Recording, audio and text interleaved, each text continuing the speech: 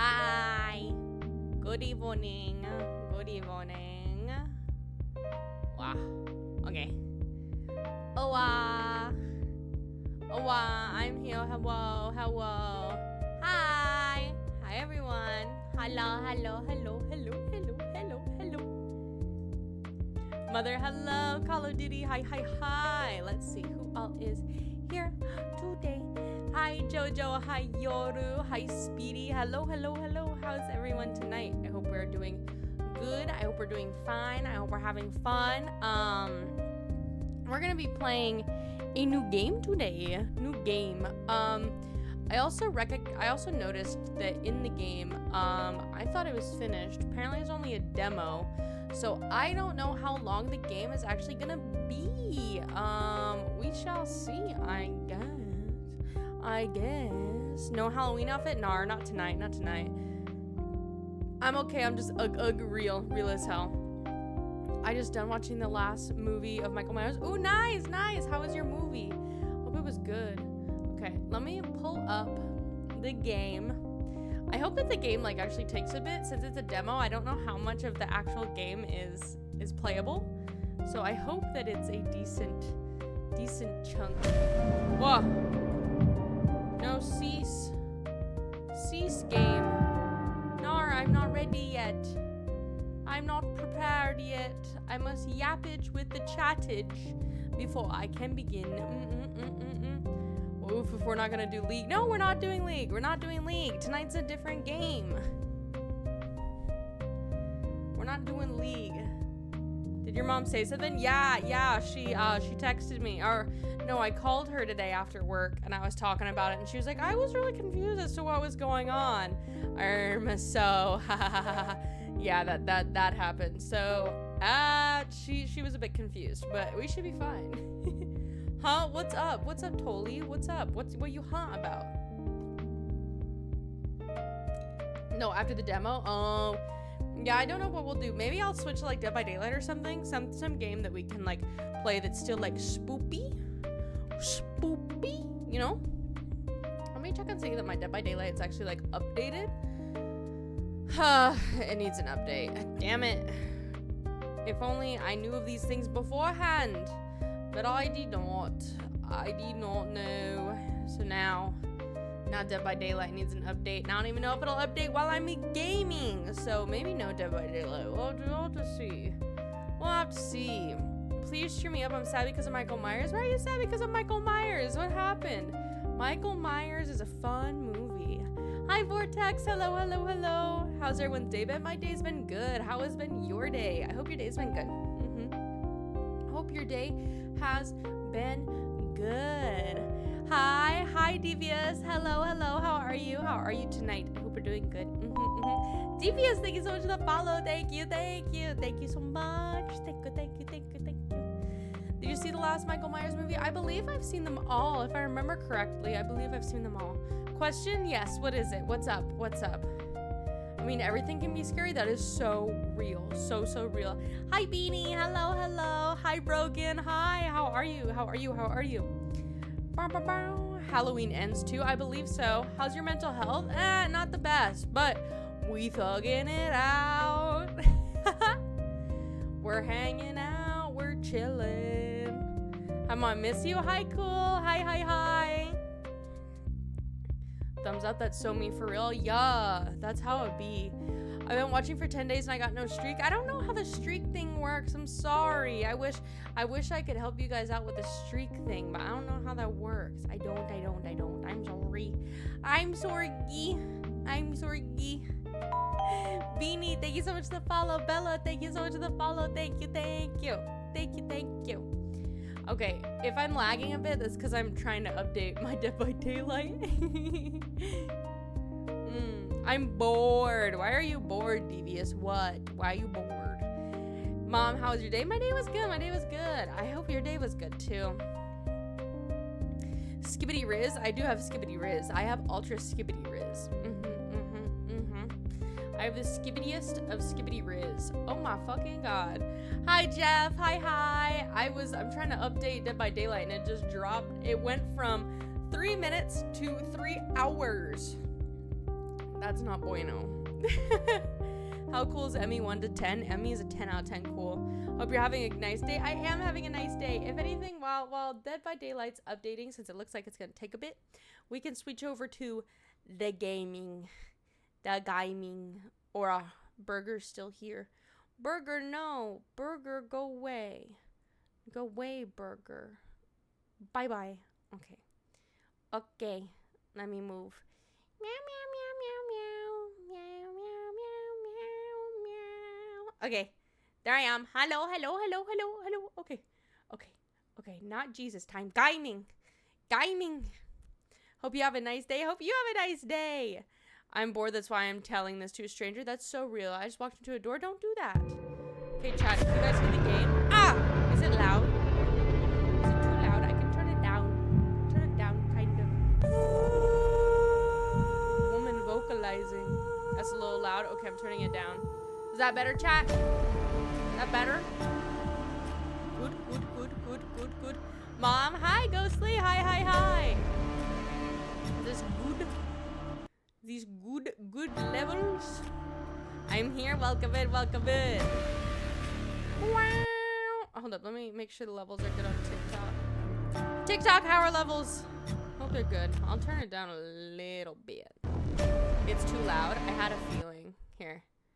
That better? Still a bit loud? Damn. Better? Oh, I see how much is peaking. Damn. Bing bang! Jack-o'-lantern, thank you so much for the follow. Thank you, thank you. Hi, hi. How are you? Is this good now? Is this good level? Good level in the ear holes? Yeah, mother there? Okay. Good, good. Okay. New game. Disclaimers. We got disclaimers, chat. Streamers and content creators should turn the music volume to 0. Aww. This is a demo of Touchstarved prologue and not the finished product. Thank you. Aww, I have to turn it down if I don't want to get copyrighted. It's fine. I'll get copyrighted. Fuck it. Okay. Okie dokie, chat. I told you it was going to be spooky. So, content warning. Touchstarved is intended for an older audience. It contains mature content. It includes, but not limited to, horror, graphic violence, strong language, alcohols, drug references, injury, and dismemberment. So remember that, chat. If you are baby, click off. Hi, Rose. Hi. Thank you for the follow. Thank you. If you accept the content warning, please click to proceed. I click. In Touchstarved, your choices matter. The decisions you make may result in unique dialogues, interactions, or even choices in red text, which contain exclusive content. Try playing through the demo more than once and choosing different options. You might even encounter a secret ending. Remember, there's no wrong choosing, only interesting ones. Choose wisely, save often. Okay. Controls left click, progress, rewind text, progress text, hide UI. Okay. That seems pretty easy. Lily. That's my name. I followed your Twitter. Yay! Thank you for the follow on Twitter. Choose your pronouns. I'll go with she, her for today. This world hold up. I'll stop doing the weird voice. I'll do a normal voice. This world began to unravel long before you were born. Whoa. It began with fogfall. Spectral mist bled from the seams where reality worn so thin it splits. And from that fog emerged monsters, inhuman beings with unnatural powers. Some possess language and intellect, others were mindless beasts driven with little more than desire for the slaughter. As cities fell and unrest spread, humans united with their fear while monsters thrived in the chaos. And then there's you. There's me! You're not even sure if you're human. You were born cursed, with hands that alter minds of anyone you touch. Choose your backstory. Chad Bennett, thank you so much for the follow. Thank you. Okay. So we have picking Origin. So the unnamed fallen oracle. You were raised as an oracle in the remote temple. The priest claimed your touch bestowed enlightenment, but visiting mages revealed your curse for what it is. Following the mage's words, you fled in search of the Senbium? You regularly experience unnatural phenomenons that rattle your body and soul. An innate sixth sense gives you a heightened awareness of the surrounding supernatural presence around you. So that's the first one, the unnamed. Next we have the Hound, the forsaken thief. You were raised by society's outcast criminals who accepted you when nobody else would. Your partner in crime, a friend since childhood, helped you steal enough money for the cure, then betrayed you. They left you with only enough coin to travel to the Senbium, your last hope. You have sharp, honed social intuition. You can survive and even thrive in violent underbellies of the city, using your experience with the underworld to get ahead. This is called Touchstarved. It's called Touchstarved. Or The Alchemist. An exiled Symbiome mage took you in as a child, raising you as her apprentice. Vane, thank you so much for the follow. Thank you. She seemed to take pity on your curse, but you discovered that she was cultivating you into a test subject. You fled the Siambun, seeking a cure. You are only experienced spellcaster with encyclopedic knowledge of alchemy, spellcraft, and history. With little observation, you can identify subtle effects of magic. Chat, which one should we pick? Which one should we go for? What should we go for? What is the vibe? Hound? Okay, we have one vote for Hound. I made you hit 1k likes. Thank you for 1k likes. We have one vote for Hound. What are we feeling, chat? What are we feeling? Unnamed? Oh, it's split. Split between Unnamed and the Hound. We can do multiple playthroughs too. Gotta be mysterious. True. Give me some more. We gotta have a tiebreaker. And we can come back and pick another route as well, depending on the second one. Okay, they want the Hound. I'm sorry, Yoru. We'll go back and do the Unnamed. We're gonna do the Hound first. Your name is Lily. You suggested she, they pronoun. Your backstory is the Hound. Is this correct? Yes. My name is Lele. Okay. I'm gonna go drink now, bruh. The wasteland stretches as far as the eye can see. There is nothing out here but death. An ever-present stench of decay, countless sun-bleached bones cast like seeds across the barren land. I could say death doesn't scare me, but to tell the truth, I'm desperate. It's been 2 weeks since I joined the caravan It's been 2 weeks since I joined the caravan bound across the wastes. Finding a group that would accept me was a trial in itself. As rations grew sparse and my canteen ran dry, I began to despair, but then I saw it. Wah! Iridia, the city of knowledge, one of the last bastions of humanity left in the world, home to the famous academy called Senbium. All the world knowledge gathered in one place. If there's anything, I'll find the cure for my curse. It is there. Buh. What's up, buh? What's good? All that stands between me and a cure is the final stretch of a salt-soaked waste. Or, I think, until I see the first tendrils of fog snaking behind the wagon. Ah. Is this fogfall? My stomach sinks at the very whisper of it. A silent storm more devastating than fire. Dangerous in cities, but death sentence beyond them. Wow, the fog! I'm spending my 1,000,000 blood points right now. Real, as you should. A thick blanket of fog engulfs us, smothering out the lantern's light. The wagon lurches to a stop. An eerie silence, heavy as the mist falls over us. The only warning we get is a staggered, strangulated scream. I'm not doing that. Stay back. No. This cry dissolves into wet gurgling. Then the wagon violently pitches to its side. I hit the ground hard. The air punches from my lungs. When I opened my eyes, adrenaline lends suddenly. Awful clarity to the carnage around me.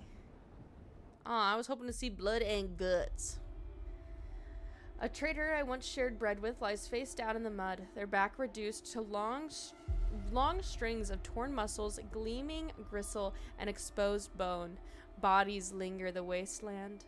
I try to rise, but my ankles explode with pain so blinding, white blooms across my vision. Only when my eyes adjust do I see the dark shape in front of me. A soulless stoops over the twisted form of the carabiner. I freeze, but it swivels its head. A dozen bulging eyes twitching in my direction blink at once. Hello, I just got on. Hello, Rayomin. Hello. The soulless lets out an ear-splitting shriek and runs at me. We runnin', chat, we runnin'. But right before it reaches me, the beast barrels past, vanishing into the mist. Distantly, a horse screams in the dark. I need to move now. Run towards the city. Yeah, run, Yoru, run! I take off running deeper into the haze. The fog is so thick that I fear I'm heading in the wrong direction until I see a dim pinprick of light emanating from the shadows of the spine. It's fate, but it's enough. I came too far to die here.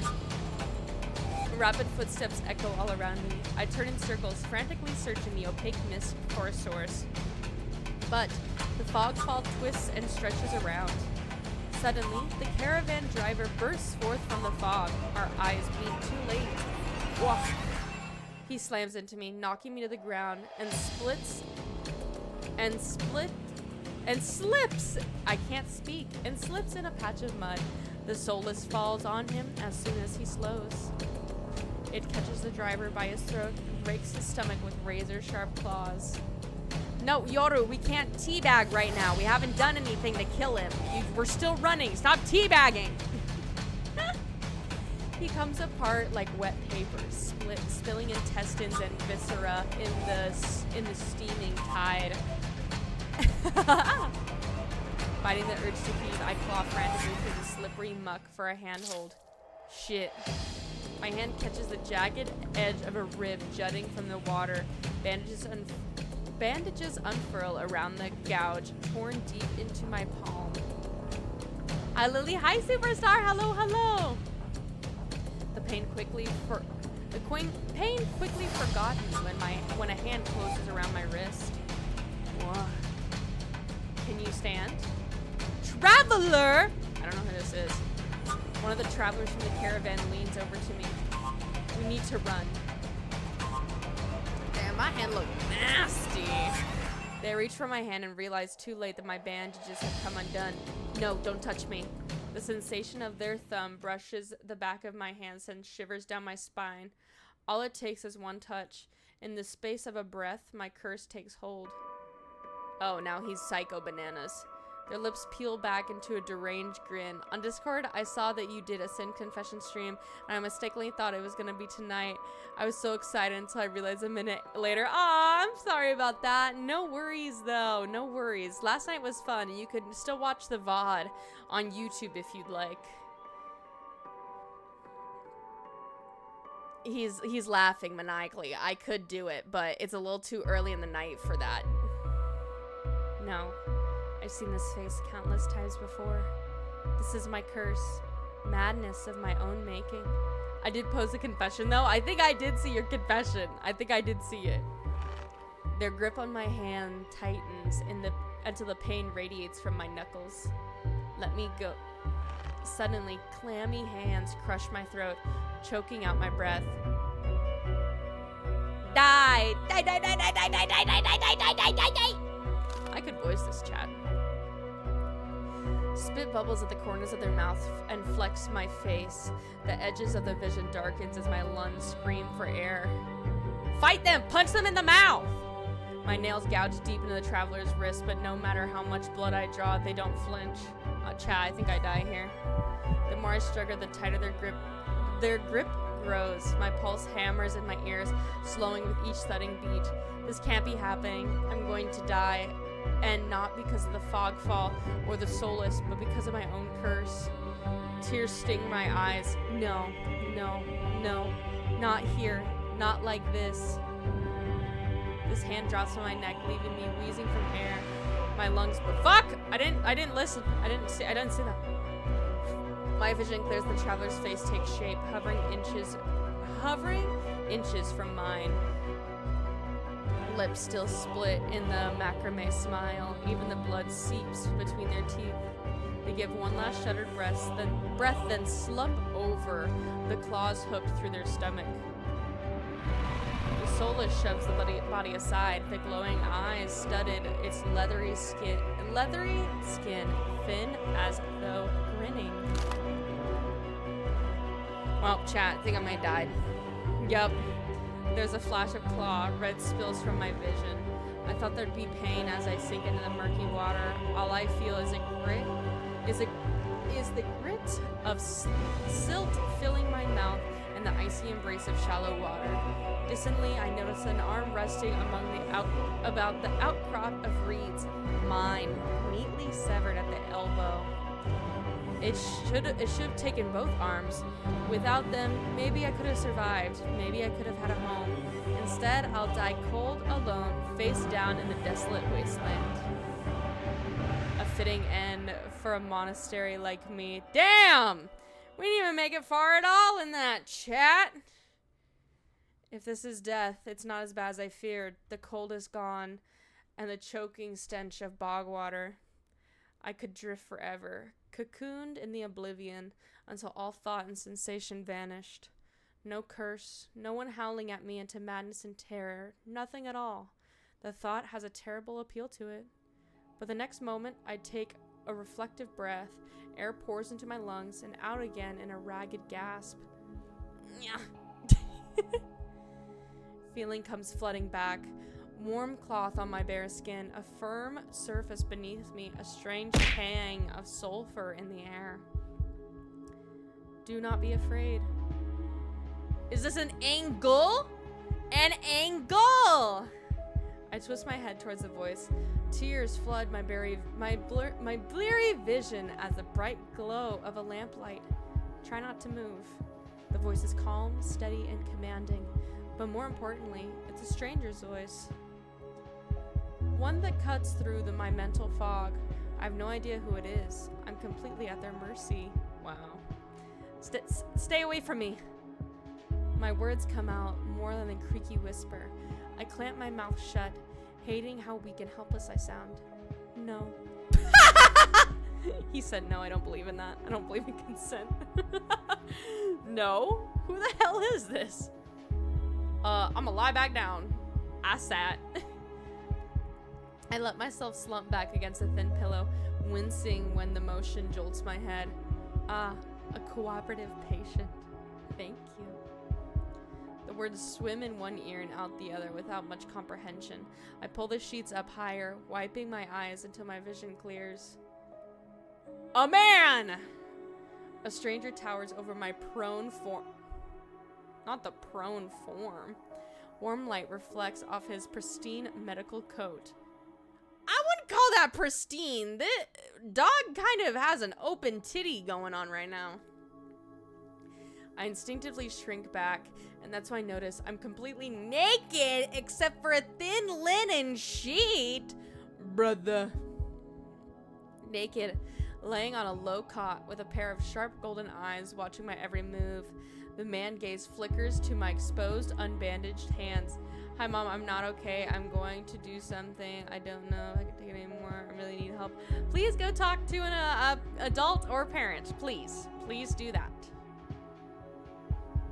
I plunge my hands under the sheet to hide them from sight.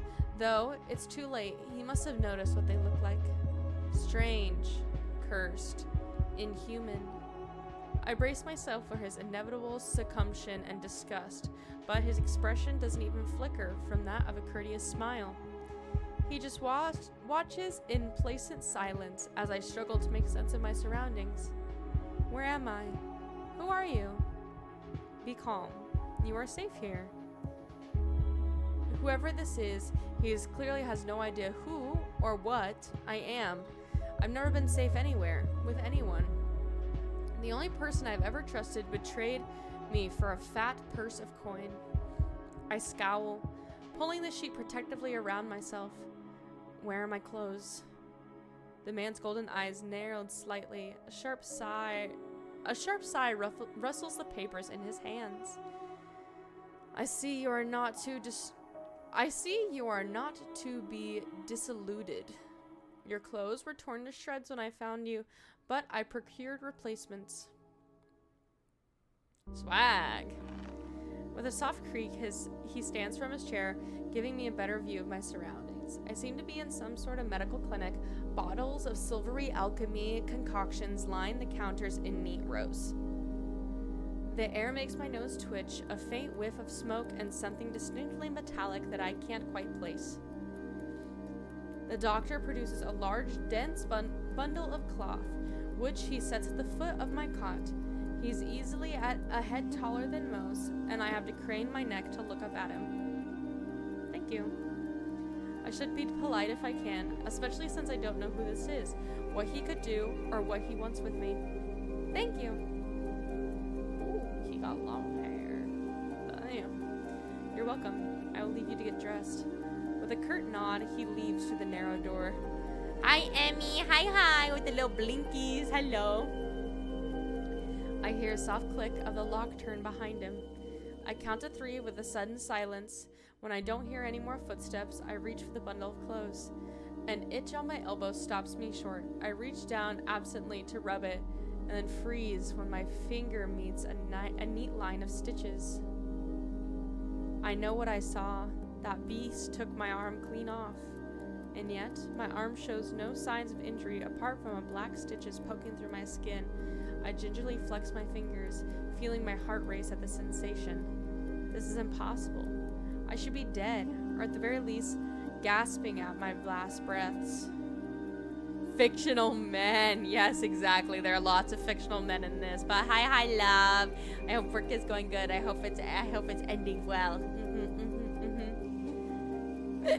Sorry. I squeeze my eyes shut, waiting for the pleasant dream to unravel and wake up bleeding out in the swamp. But nothing happens. The seconds tick by, and my arm remains absolutely healed, my surroundings pristine and quiet.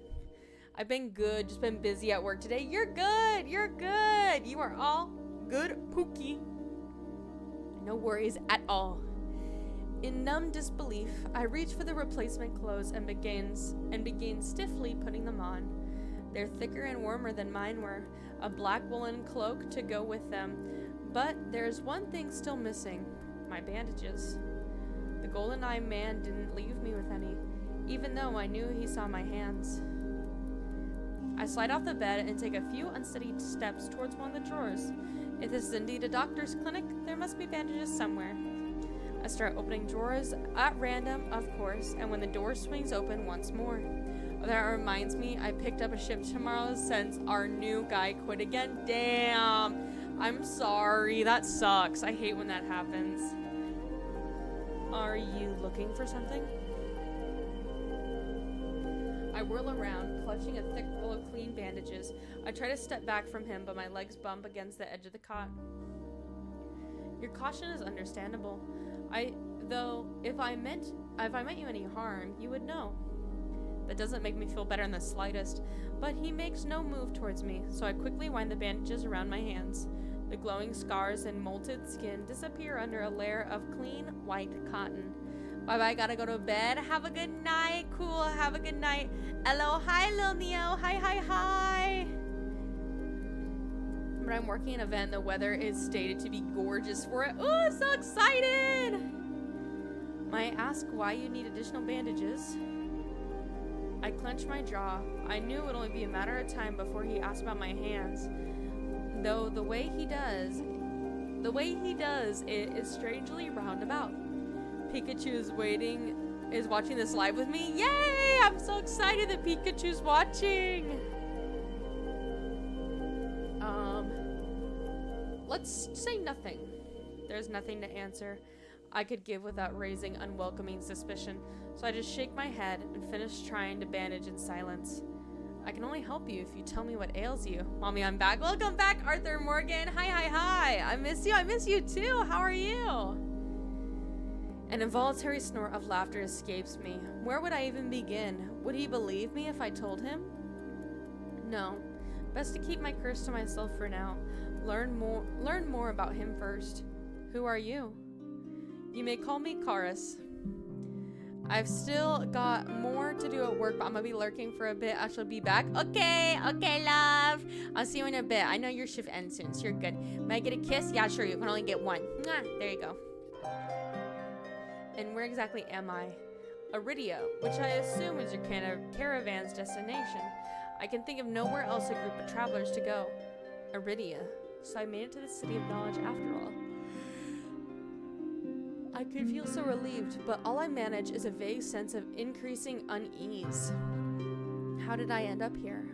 I brought you to my clinic, of course. You were the only survivor from the caravan, barely clinging to life. You needed immediate treatment, which you provided. Yes. He says it so simply, as if I'm a small child and he's explaining basic addition to me.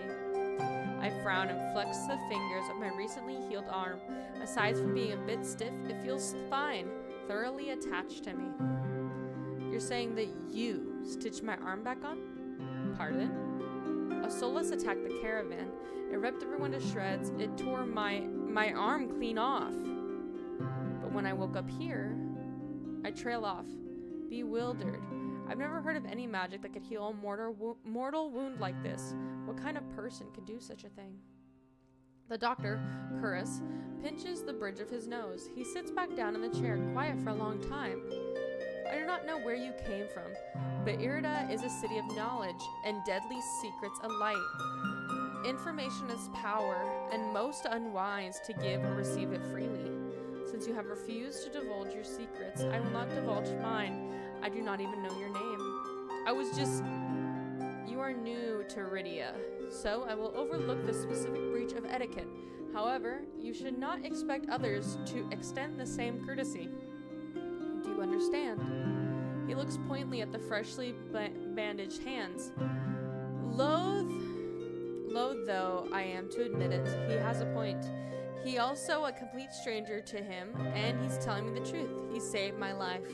I heart Morgaine. Thank you!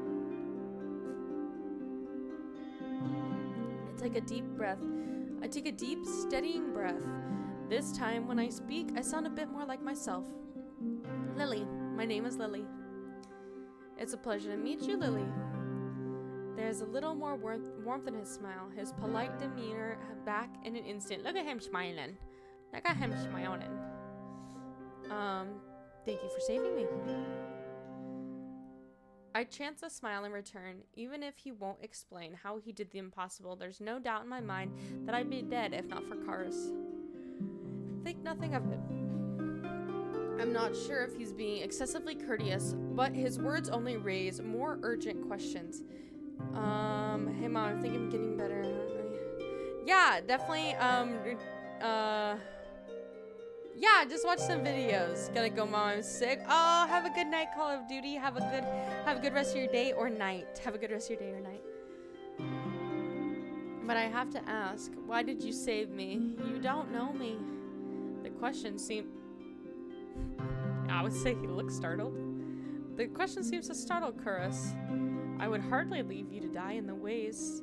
Assisting those in need is the very essence of a doctor's duty. I've never met a doctor who also handed out free clothes. My fingers find the edge of the cloak. There's a subtle yet delicate embroidered pattern around the hem. I try not to think about what kind of price Kurith might have paid on such well-made clothes. No, I suppose not. Forgive my presumptions. I've rarely come across so fascinating a patient. I blink. What did he just say? I simply meant that a few would cling to life so resonantly, or brave such a perilous journey to Iridia. I could not help being curious about you, Lily. His voice dips to a soft murmur, and he abruptly looks away from me. I honestly don't know what to say to that. If you knew more about me, you might not like me as much as you think. Doctor or not, he wouldn't want to risk his life or sanity over me. No one ever does. A peculiar thing to say. Why would I have a cause to dislike you? And here we are, back at my curse. The thing I've been desperate to avoid discussing. Whoa! A loud knock at the front door stops our conversation cold, spares me from having to say anything else. Duty calls. Unfortunately, you're not my only patient today. The knocking grows more insistent, and Chris letting out a tired sigh. Please wait your turn. Though he says it quietly, a clamoring on the other side of the door abruptly stops. Do you need anything before you leave, Lily? Oh. Between the soulless attacking and miraculous survival, I've almost forgotten why I came to Iridia in the first place. I need directions to the selling bum.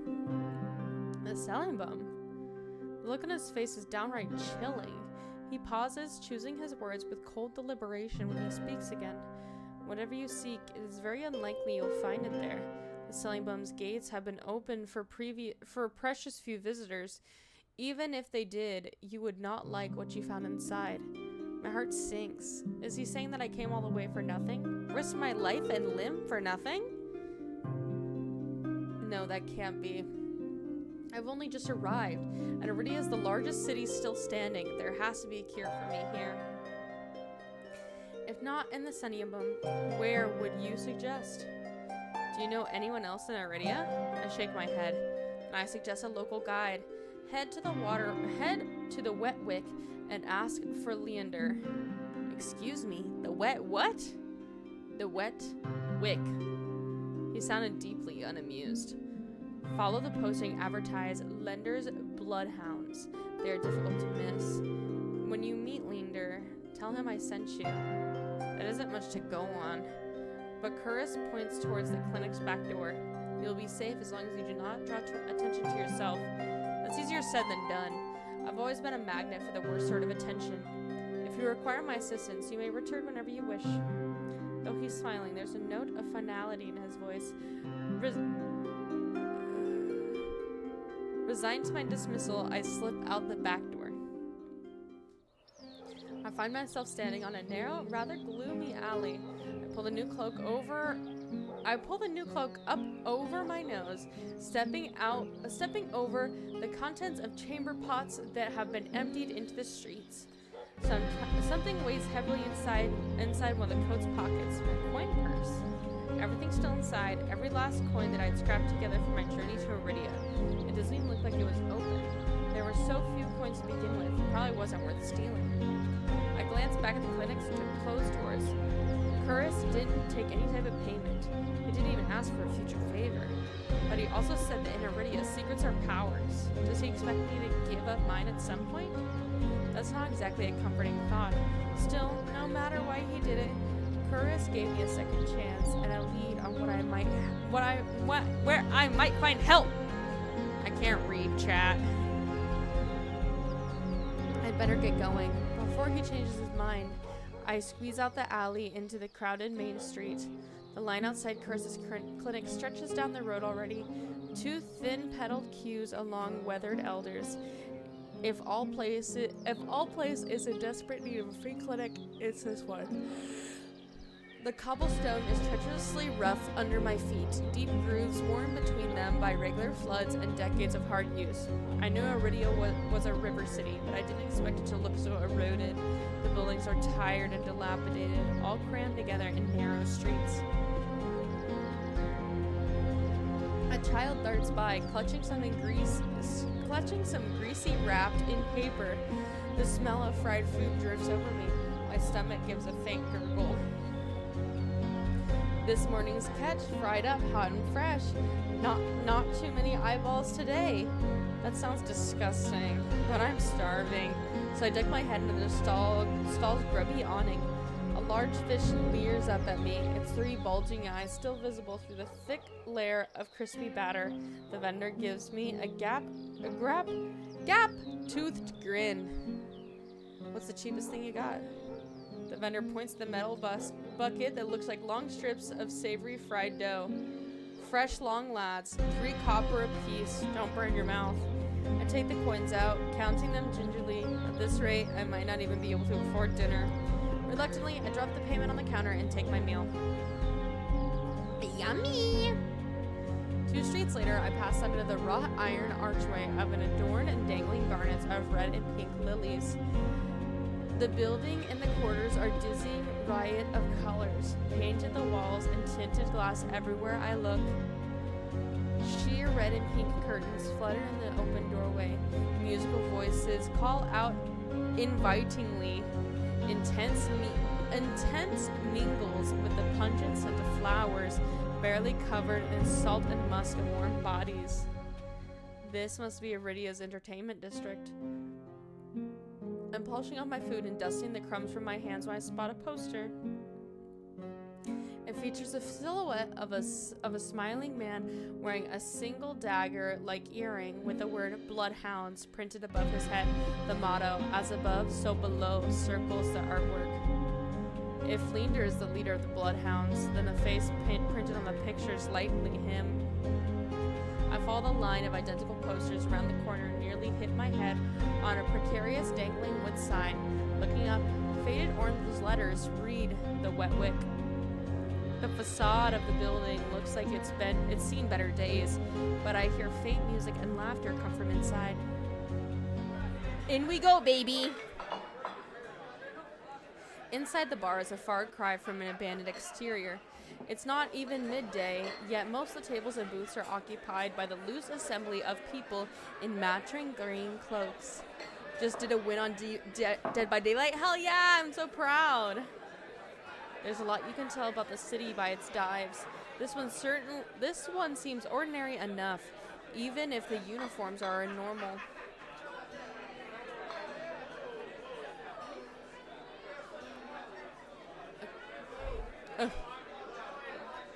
A cursory glance doesn't turn up anyone with a dagger-shaped earring. I'm about to head towards the corner when a chant rises from the center of the room. Show! Show! Show! The remaining green-cloaked abandons the bar and their booths to rush towards the center of the room in a sullen torrent. There's no time to move out of the way. I'm caught, swept along the ale-stenched currents. Hey! Rhythmic chanting drowns out my voice. I thrash, throwing out my elbows as the press of bodies grow heavier. My hips knock against the table. I grip it, holding on tight to steady myself, but the crowd has stilled. The chanting stopped. A pair of gilded boots stride across the tabletop. Titties! I'll stop. Seriously, you dogs? Again? Scattered laughter and cheers rise from the audience. I drag my eyes upwards. God damn! Sorry. Can someone clip that? A well-dressed man stands on the table in front of me, his broad shoulders framed by the thick lapels of a trench coat. This is really the last time, all right? This time when he speaks, the audience falls silent, as though bewitched by his magnetic presence or rich, low voice. But nothing is as captivating as his smile. He beams as the crowd around him, a performer on a makeshift stage. Don't blink or you'll miss it. He laughs, the dagger-shaped earring dangling from his left ear catches the light and a flash of gold. It would seem that I have found Ladir. He raises his hand above the audience and snaps. A flash of pale green light, real magic, no ordinary stage trick, blinds me. As the brilliance ebbs, my gaze refocuses as the magic towers around me. He flicks his wrist, the magic spiraling around him.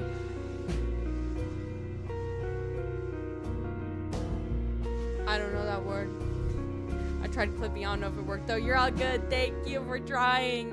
A delicate flower stem sprouts from between his pinched fingers. One by one, growing lily petals spring forth. He should give it to me because my name is Lily. With a flourish, the mage presents its conjured flowers. The audience bursts into clapping and cheers. Genuine magic show was the last thing I expected from a place called Wet Wick. Ladir plucks the iridescent bouquet out of the air and turns in a slow circle, giving his audience a good look. Now, who could use some good luck? Me, because my name is Lily and you have lilies in your hand. Eager onlookers scoot close to the table. Some reach for the lilies while others whistle and call Lanier's name. His cool green eyes slide right over all of them, locking on me instead. How about you? Yes, I'll take them because my name is Lily and you have Lily, so they're made for me. My chest tightens. Every person gathered turns to stare at me.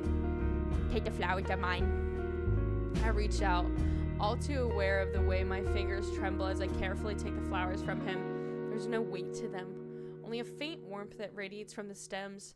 As soon as the flowers leave Lanier's hand, their lights dim. They fade away in a shower of opalescent light. To my surprise, Lanier laughs under his breath. That's the problem with flowers. They don't last long, but they leave an impression, right? Spooky dating simulator? Where my hot werewolf wife? I don't know yet. We haven't met any women. I don't know if there are any women, but hi, Magico. He grins at me and I find myself smiling back. Damn, look at his titties. Lanier steps off the table, dropping among the excited crowd with an audible click. All right, bloodhounds, get back to your drinks. Show's over. How are you doing tonight, Magico? I hope you're doing good. Hello, CR7. Hello. How are you doing tonight? The green cloaks disperse at his command, return their tables and booths. Before I can make my way towards Lanier, his eyes find me. He gives me a friendly wave, then beckons me over to the crowded corner. I manage to squeeze behind him, but there's so little room that his broad shoulders press against mine. I tense. He doesn't seem to mind at all. This is your first time in Iridia? He says it lightly, with a genuine air of curiosity. I'm doing good. How are y'all doing? I think we're doing good. We're having fun with this game, I think. We met 2 men so far. Do I stick out that much? No, but I'm certain I'd remember seeing a face as lovely as yours around Lowtown. My eyes flicker to a polished countertop. I'm not used to flattery, and being this close makes my eye contact difficult. Real as fuck. Autistic in-game and out-game. As if on cue, the bartender approaches me. What can I get you? Surprise me, and add anything my friend wants on my tab. I wasn't expecting the generosity, but I have to admit, I do feel a little thirsty after that fried dough. Water's good. Water is fine. While the bartender leaves to fix our drinks, Lanier leans his elbow on the counter. I'm close enough to notice the purple shadow under his lower lids. His eyes wander over me in return, but when they lock on my bandaged hands, a sour taste rises in my throat. Here comes the question. So what brings you to the wick? Kura sent me. He pushes his hair back from his forehead and immediately falls right back into place. So it's about work. The bartender pushes a pair of glasses our way. I didn't realize how thirsty I was until the cold water touched my lips. I drained the water in a single gulp. Lanier takes a deep swig of his beer, lets out a satisfying breath. How can I be of assistance? I need to get this Senium Bum. As soon as I said the word Senium Bum leaves my mouth, the entire bar falls silent. Bloodhounds twist around in their seat and gawk openly. Finally, an especially drunk one speaks up. The hell are you bringing up the Senium in here? Throw him out. This is Bloodhound territory. The virtual catches me off guard. From the angry looks thrown my way, it's clear that I've broken some unspoken rule about mentioning the Senium. I don't know how to say that word, so I'm probably gonna say it like 17 different fucking times. 17 different ways tonight. When I glance at Lanier, he's drinking. Although he hasn't noticed the uproar, only when he catches me looking does he lower his glass. For the love of... He drags his hand down his face. Hey, keep it down, will you? This is business. I tense, expecting an argument, but the outspoken bloodhounds quietly return to their drinks. Only a handful continue to watch me warily. Sorry about them. The Senium is a bit of a touchy subject in these parts. Mixed in enough drinks and, well, you saw. How about we continue this outside? When he gives me a terse nod, he pushes away from the bar counter. We're going outside. Take this outside. I follow Lanier into the alleyway tucked behind the wet wick where layers of frayed bloodhound posters have been plastered to the walls. Seeing them side by side, the resemblance between Lanier and his likeness in the posters is impressive. No, it's not, because if he's got this fat fucking coat, you couldn't see the little earring at all. Country roads take me home to the place I belong. Real. Chris didn't send you for help with the Senbium, did he? From the looks he gives me, he already knows the answer. I glance away. No, he didn't. He suggested I find an alternative. Yet here you are, asking about them anyways. What did you need the Senbium for? I don't want to tell him about my curse. Dude, this is giving fucking Twilight. This is giving, I don't want to tell him about what ails me. I want to be mysterious. I get the vibe, but also damn. The less people know about my capabilities, the better. Thankfully, Lindir takes my reluctant silence as an answer. Well, I see you're already aware of the city's currency. Information's worth weight in gold here. Chris told you the truth. The Senbium's dangerous. Hi, BR Randon. Hello, hello. How are you? How are you?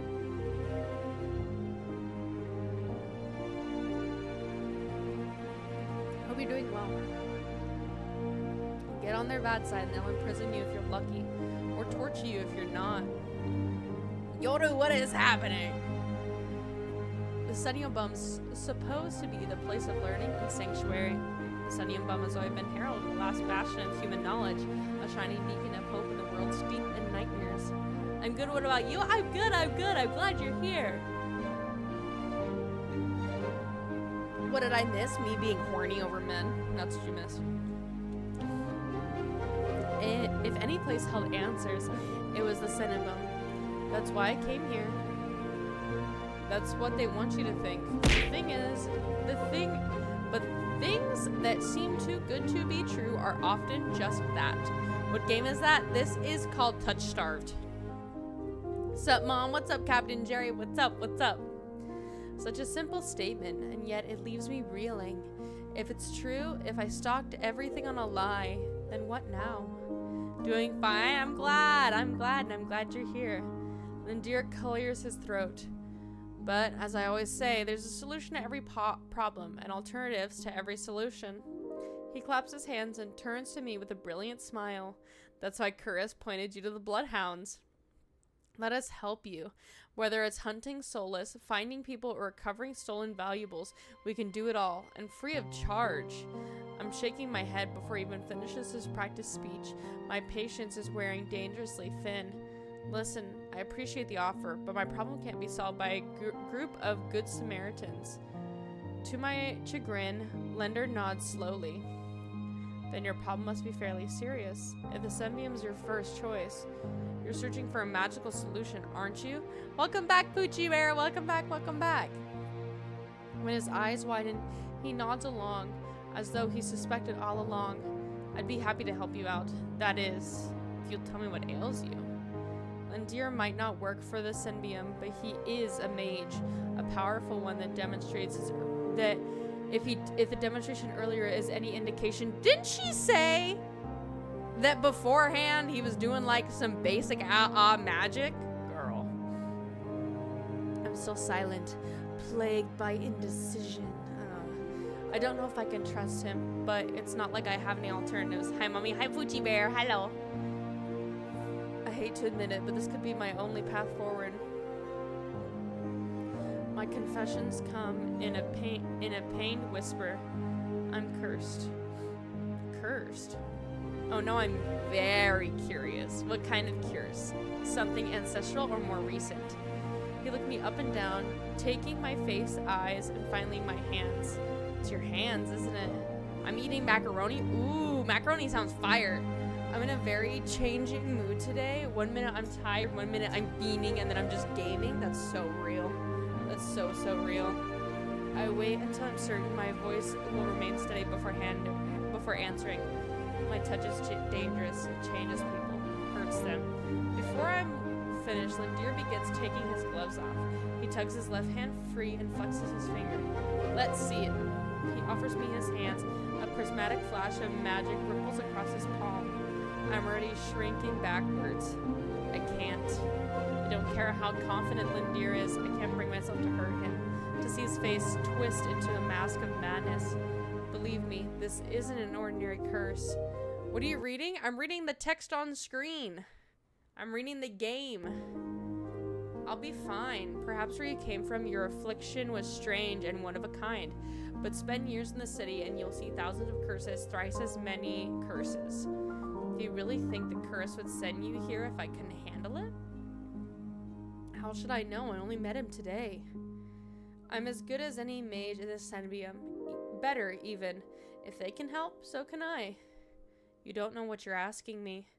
I'm asking you to trust me. I look from Ladier's outstretched hand to his confident smile. Then, with a short breath, I begin unwinding my bandage from my hands. Fine, but if you lose control, don't say I didn't warn you. You could tie me up first, that makes you feel better. Ah! Whoa! Look! He's blushing! He's blushing! We're gonna fuck! With each joint I expose, I grow more and more certain of the terrible idea.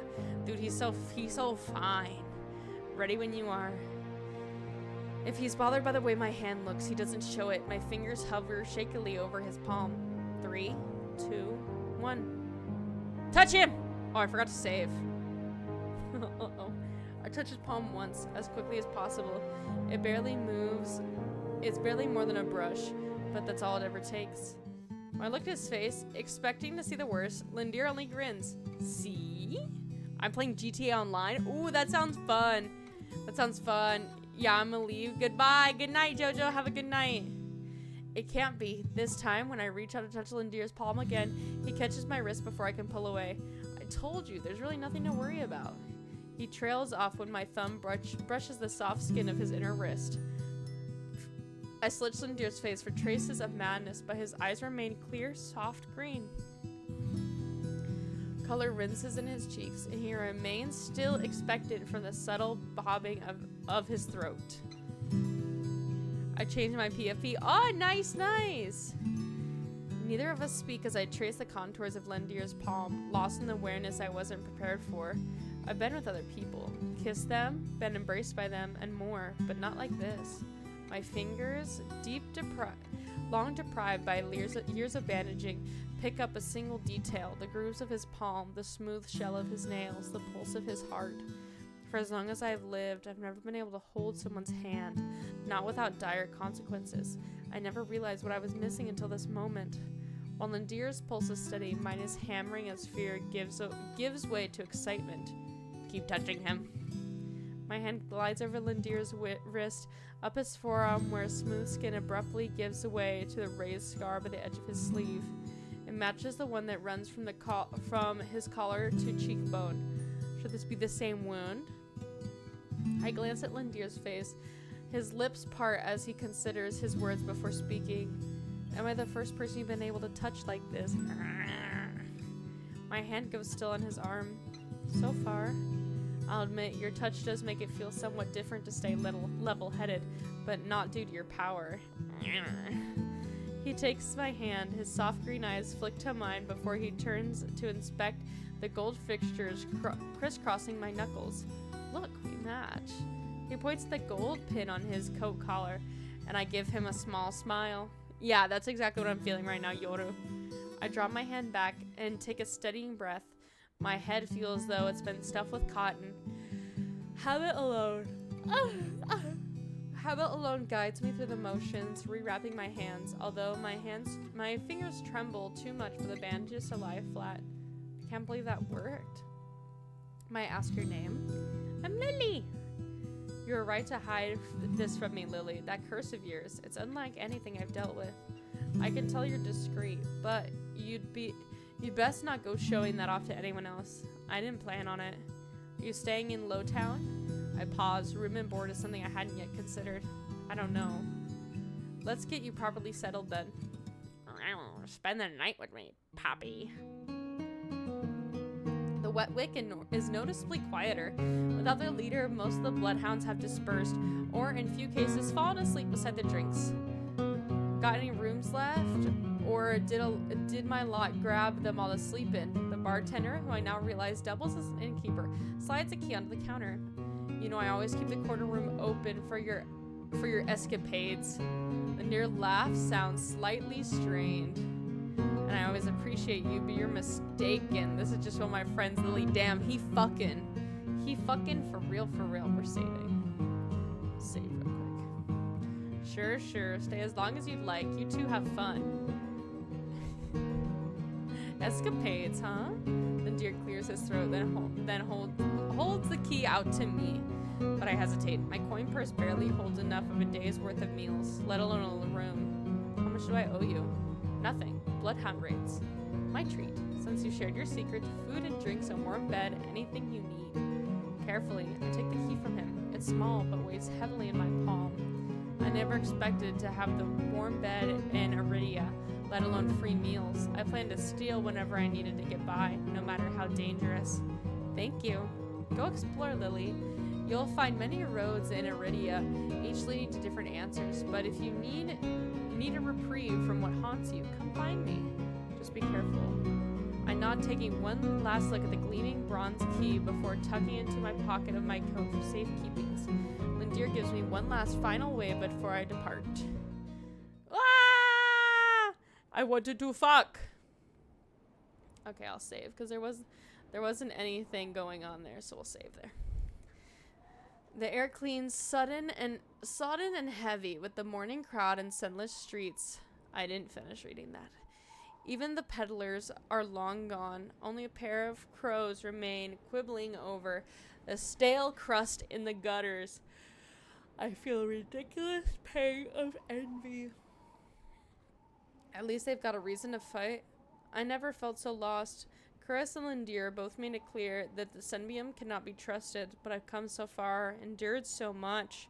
I need to see the Sembium for myself, if only to satisfy my curiosity. I should have asked someone from the bar for directions before I left.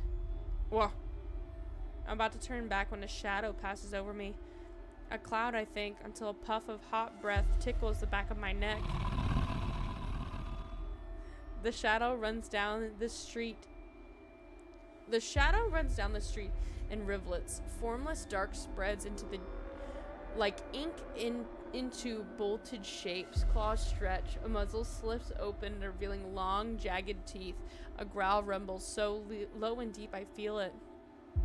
I want to run, to scream, but I feel trapped, as though the slightest movement or single breath will snap the jaw around me shut. No, I won't let it end like this. If I'm gonna die, I want to see what's got me first. I steel myself, then turn. A shadow vanishes as quickly as it came. I'm left standing in the middle of the street, alone, except for the figure reclining in the shadows of a nearby stoop. Hello? A monster? That is a man! A monster. Not much is clear from gaze. One that could nearly be mistaken for a human if not for tufted ears and tails curled around his ankle. Or for the dusk pink eyes with pupils sharp like needles when they fall on me. Our eyes meet and the monster uncrosses his long legs. Hello? His hair gleams a shade of red that reminds me of unsettling of blood where it curls around his collared throat. Jumpy, aren't we? His tone is light and carefree, that I glance over my shoulder to make sure he's speaking to me.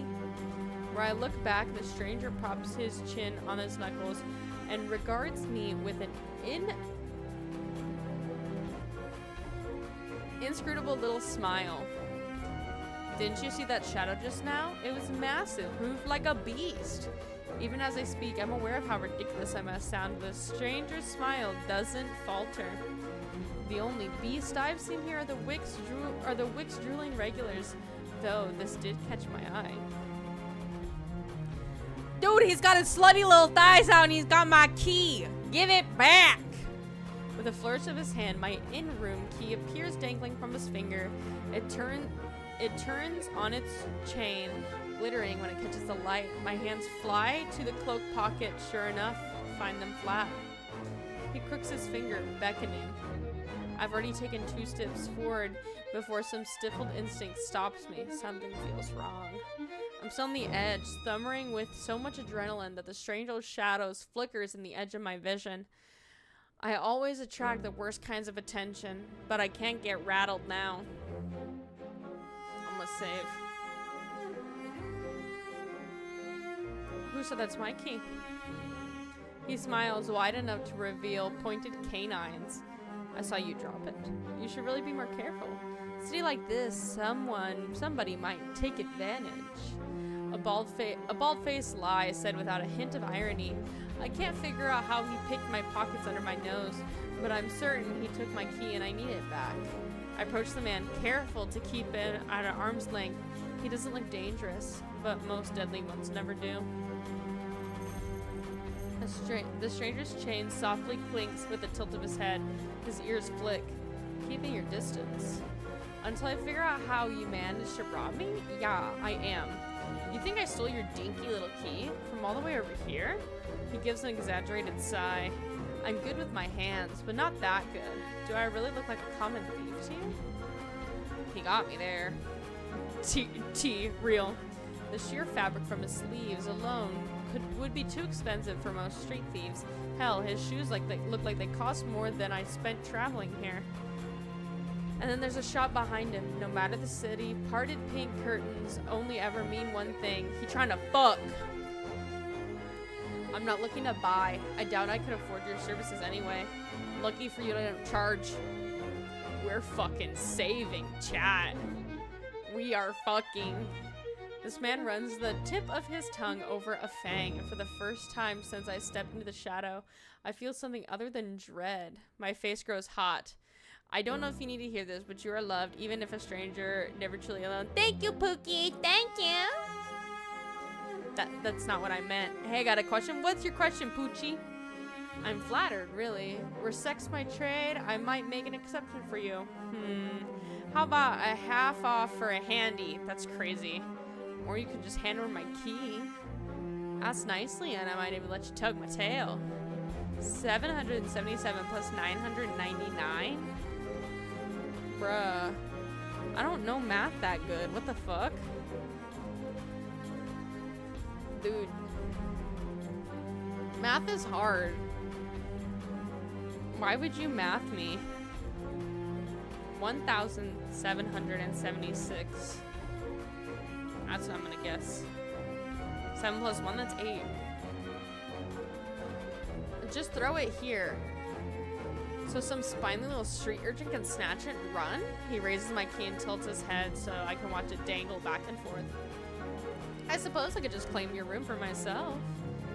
Not that I would be caught dead slumming it in the wick with the rest of those slack-jawed imbeciles. You're obviously not from here, so tell me, traveler. Alright, 5 times 5, 25. What misfortune brought you this wretched place? His voice practically drips with desertion. I'm not telling you anything. What could have possibly drawn you to this dear little pig pen, I wonder? He literally watches the arc of the key swing around his finger. The weather's shit, the food's dreck, and there's entirely too many monsters for humans to feel safe. Unless... Dagger's sharp eyes flick towards me. They gleam with amusement. Unless you're just dying to consort with monsters. By now, my embarrassment has worn away, leaving simmering impatient in its place. If this is a shakedown, it's the most frustrating one I've ever experienced. Chat, we're gonna flirt. We're gonna flirt. Flirt back. How do you know that I spent all my money starving and nearly died in a swamp just so I could crawl into bed with the first 30 monster I saw? That earns me a burst of heavy laughter. He gazes at me under his dark lashes. Aren't you funny? Could you be any more obvious? I've been told subtlety's not my strength, so your place or mine. I'd invite you if I had my key. His languid gaze glides from me to the key and hands it back. Come, take my hand and we'll go together.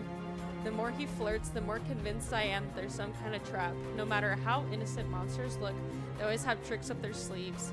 And something tells me that this one's more dangerous than he let on, even if he has a lovely laugh. I don't know what you want or why you're messing with me. Oh.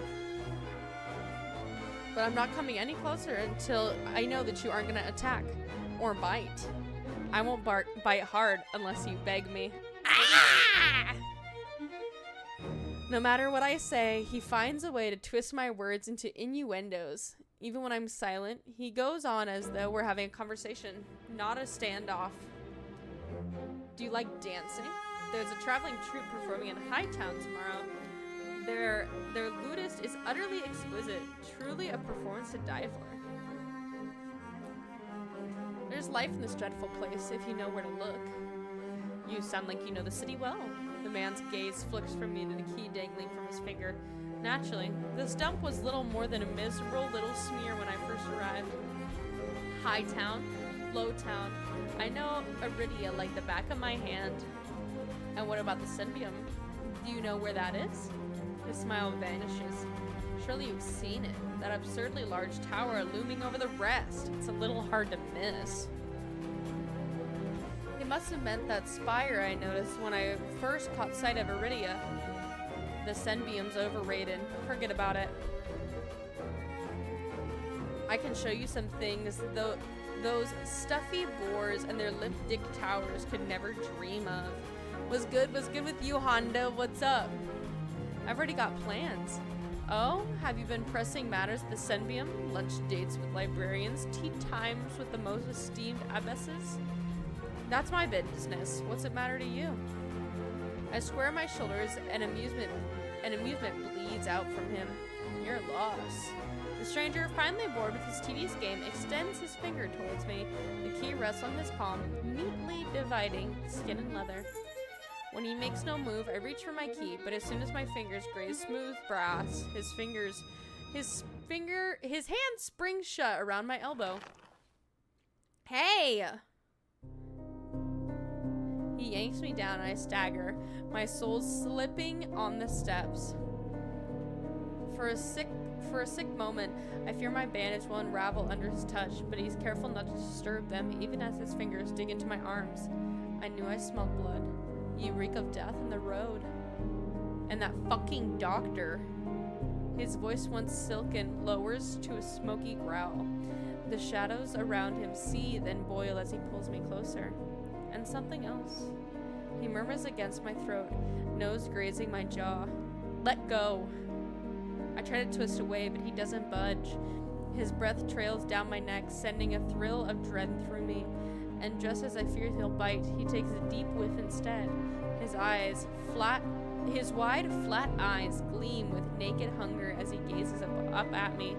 Not quite human, not quite monster. Seems like you're both. Veer. A stranger's ears flatten, and he releases me in a short breath. I yank my arm back, massaging it where his grip left grooves in the bandages. The stranger twists around to watch a woman duck out of the curtains behind him. Her press uniform bears the insignia of the Cymbium. I leave you for all of what, 10 minutes? You're making trouble again? Will you quit harassing the tourists? The stranger, Veer, I take it, rolls his eyes, flashing the cleric a withering smile. So suspicious. Can't you see this is a friend of mine? A natural liar. He grins at me, his tail swishes minutely. The woman purses her lips at me, clearly unconvinced. I open my mouth to correct him, but Veer cuts in. I was graciously offering my dear friend some free advice. Though his voice remains light and cheerful, his expression darkens. Dangers draw to you like moths on a flame. It will always find you given time. This feels like that one confession from yesterday. Yeah. The woman clucks her tongue as though she's heard this recital 102 times. Hi, Lily. Hi, Siren. Hello, how are you? Word of advice, don't take free advice from lazy foxes lounging on the street. This crook would sell water to drowning men for sheer enjoyment of it. Not the jar, bruh. She shrugs off the wilting look from Veer. Oh, please, any friends of yours know its truth. Now, hold still. Veer rises gracefully from his approach. He pushes his hair aside as it drapes over one shoulder, exposing a long line on his neck. Suddenly, it dawns on me that the jingling I heard earlier wasn't coming from the harness attached to his collar, but a leash. A heavy iron chain wound around a hitching post and padlocked to the back of his collar. Veer posed deliberately to hide his leash from me. The woman produces a key ring from her pocket. She rifles through a dozen identical keys before settling one and slotting it into the lock. You can never escape the mansion, huh? What do you mean? Oh, the mason. What? Lead me out of the jar. Come on, unless your friend is tagging you along on our merry little soulless hunt. They're hunting for soulless inside the city? Words momentarily fail me. The woman regards me with a polite, if tight, smile before marching down the stairs. Veer lingers. He stretches his arms over his head and yawns. I try not to stare at the way his stomach flattens when he arches his back. A little secret safe for me. Try not to get killed. Were you talking to the live streamer? I don't know you that well to be friends. But perhaps at some point, maybe. I had to get to know you a bit more. Veer hops off the stoop and bounds after the woman. His tail sways merrily, as though he hadn't just lied and threatened me. Did you try that thing I mentioned? The Leviathan knot? That the one where you take 3 fingers and actually don't tell me. Knowing you, it's disgusting. Veer's early laugh echoes down the street. It's only after him and the cleric have vanished from sight I realize I'm still missing something. Wait! Reflectively, I shove my hands in my pocket and find it, the room key. I ease the key from my pocket and smooth my thumb over its teeth as I try to recall a touch, a tell, any hint of Veer's sleight of hand, but I can't figure out how he did it. All I know for certain is that the Sembium saw fit to leash him, a fate I could share, if that's what his vague warning meant. I let my eyes drift skyward, past the lanterns gently swaying in the breeze, to the Sembium faintly visible through the haze. Just one glimpse is all I need when I can put this all behind me. This time, the key goes into my coin purse for safekeeping. It's easy enough to follow the sluggish river that splits Iridia in two. A colossal bridge arches over the dark water below.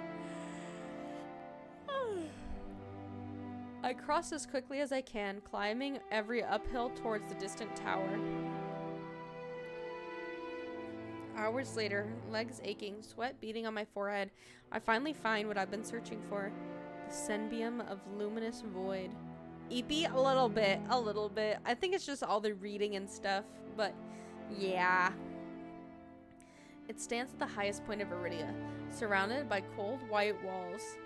Well-dressed people stroll down the walkway, paying no attention to the massive tower in their midst. Oh, thank you for the hydrate. Thank you.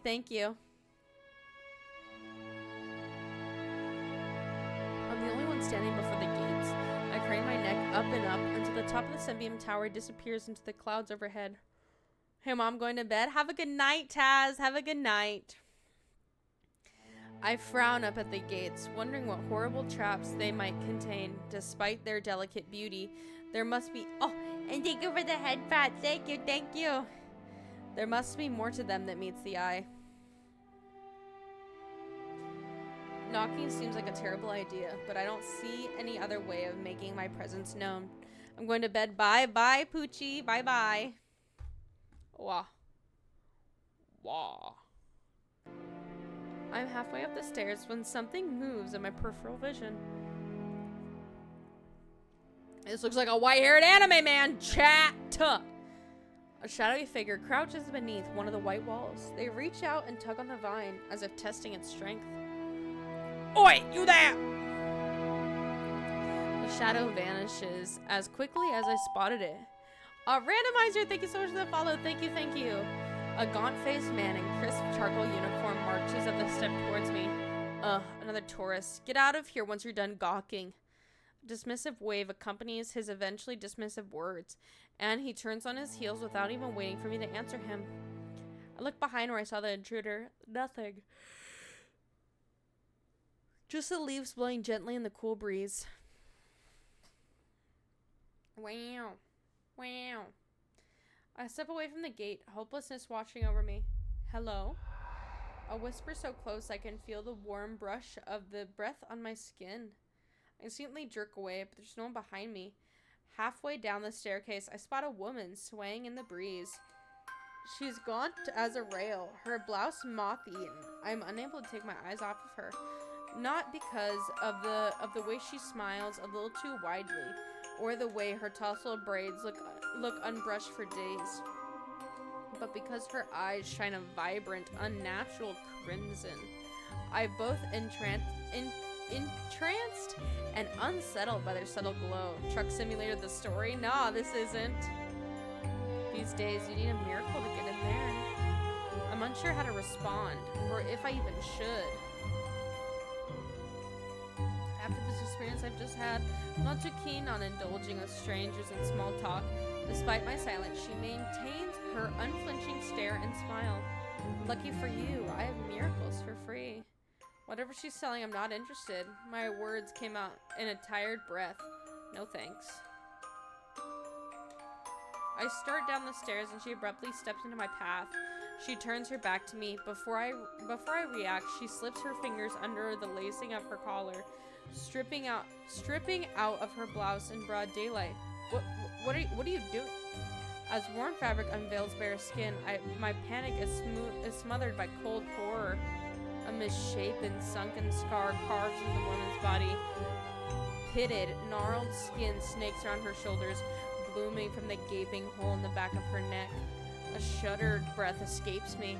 The fuck? You guys, I'm gonna go with Twitch stream and TikTok. Okay, hundo.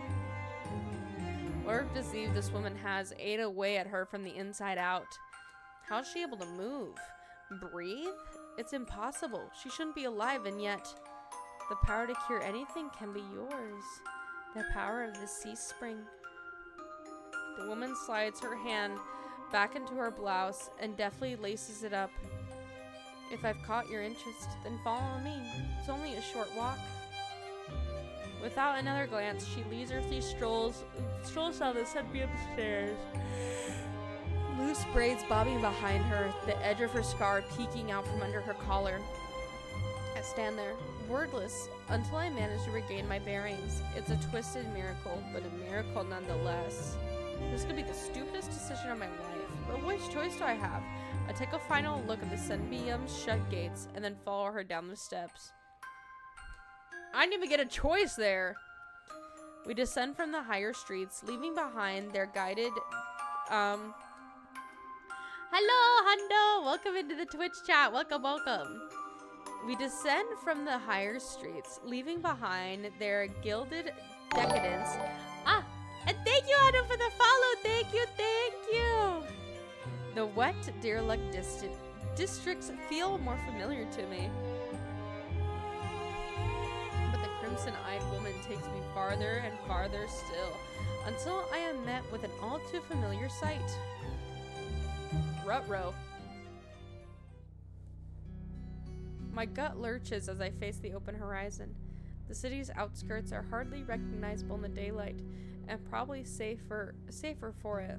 The venturing beyond Iridia's walls is a gamble I wasn't prepared to take so soon. Keep going straight, and the sea spring will reveal itself to you. I bark out a bitter laugh, loud and involuntary. I'ma save. I'ma save. I'd rather not. Are you kidding me? It's not safe out there. You're as safe inside the city as outside of it. Truthfully, the territory before you is the safest of all. What do you mean, territory? This region belongs to Aeus. Most people know him as a gang leader, but he's much more than that. I squint against the empty wasteland. Only a fool or something with nothing to fear, would leave the city. Apparently I'm both. But if this sea spring cured her, I need to see what it can do for me. I set off into the waste. Over my shoulder, the woman calls after me. I'ma go. Okay, Hondo. Bye. Good luck, Lily. I hope we meet again. My heart pounds with each step I take from civilian. I didn't tell her my name. For what seems like eternity, I force each foot forward, one step then another, until a realization hits me. I never told the woman my name. Yeah! Something pierces the horizon ahead of me. A building nestled into the tall cliffside. It's so starkly out of place that it might as well be a hallucination. It drips with extravagance and honeyed mahogany, an ornate jewel of architecture. A row of dark silhouettes stand out on the horizon. Trees, I think, until I'm close enough to realize what I mistook for branches are spikes and jutting tendrils. Soullesses. Several of them watch me in the distance like statues. I don't think. I just run, exploding into a messy sprint. I push my legs so fast as they take me towards the decorated building. Lily, Lily, Lily, Lily, Lily, Lily, Lily, Lily, Lily, Lily. Hi, hello. Yes, we're running again, Yodo. We're running. And a yippee, yippee. Thank you so much for the yippee. Thank you. Flashes of last night chase me. The gushes of blood and screams of death. The smell of burning flesh and sour bile. I can't go through that again. I won't. Last thing I know, I'm dashing up the wooden stairs and crashing through the towering double doors. Yo, I love that big hat. Yeah, I'm glad you like it. It's my favorite hat. I gasp for air, my lungs burning from exertion. I'm desperate to be safe, but when I process my surroundings, it's more hellscape than sanctuary. Blood flows all around me, overwhelming my vision with lurid, unholy red. Instinctively, my hands leap to my mouth. You know what I love? What do you love? If you say me, I'm gonna beat your ass. Kidding. But the rotten stench of blood never comes. Instead, a smoky scent hangs in the air. Sharp and spiced. I shallow thickly, convincing myself that it's not as gruesome as it appears. Gaming and booba and thighs. That's so real. That's so real of you. This has to be Sea Spring, the place that grants miracles. Pulling my eyes away from the pool, I take in the rest of my environment. Tall pillars flanked me, blanketed in written notes. Seating pillows scatter the floor. A rustic kettle sits nearby. Someone must live here, despite how eerie and empty it is. I'm free! Yay, Emmy! Yay! Let's save. Let's save and let's stay silent. I approach the paper-covered pillars. Maybe something here can tell me more. I reach for it. Topmost. I reach for the note at the highest. It reads, "No one will read this, but it's not for anyone else. This is evident I existed in this rotten, grim world. Even so, I wish I could have stayed longer. The bog girl will be lonely without me. I should have told her how The rest is scratched out. I wonder who wrote this. I still have to drive home, and I am present. You are all good, Emmy. You're all good." Before I can ponder it further, a sharp chill runs down my spine. Something's watching me. I quickly set the note back, my eyes darting around the wooden deck, but it's still empty, vacant. Finally, I look towards the sea spring. The stillness hides something deeper, something wrong. Hey! Wah. I spin around and come face to face with a pack of soulless. They chitter and growl, tendrils and spikes, flaring threateningly, all different sizes and species but sharing one identical trait, glowing crimson eyes. I try to back away, but my heels teeter in the sea spring. I'm cornered. Watch your step. It's deeper than it looks. That voice again. It sounds a bit the soulless freeze. Their snarls quieted. My stomach is telling me to go to the bathroom. Go to the bathroom then. Whoa, hand on the cock. Kidding. I search for the voice's source and find it above me, mounting the rafters. Damn. You look lost in a sparrow. His gaze is a violet crimson, one that sears through me. He leaves me feeling raw and exposed. That's how you're just trying to have him. Raw. They're the same eyes I've seen over and over. First in the scarred woman, now with the soulless circling me, all bound by the sea spring's blood red. In the shroud of darkness behind me, shapes like massive tentacles twist and coil around the wooden beams. I can't focus. The soulless growls ring in my ears. They're not advancing, but that could change in any second. Panic rising in my throat as I struggle to track them. Hey! Eyes on me. My stomach rolls as I tear my eyes away from the soulless. Don't ignore someone who's talking to you. It's not polite. For a moment, anger knocks my fear aside. Who is this bastard? Fuck you. I kind of want to go back and say that. I'm distracted. Kind of distracted by the soulless about to maul me. Only on my command. They changed his name to Bastard. I'm fucking dead. I scan the soulless again. They really aren't attacking the posture more than anything. You tamed the power of the sea spring. They're hungry, so they might fight. You could give me a reason to stop them. How about I didn't do anything wrong? That's a based answer. Trespassing. And that's punishable by death? He gives a non-committal shrug. Expecting mercy was your first mistake. My voice stops in my throat. The man's terse coolness is both infuriating and terrifying. I rack my brain for a way to defuse the situation. Tell me what you want. I'm not in the mood for guessing games. Your hands. Alarm jolts through me. I hide my hands under my cloak. Show me. Why? Won't ask twice. With a sharp huff, I reluctantly hold up my bandaged hands. Are you getting off on this?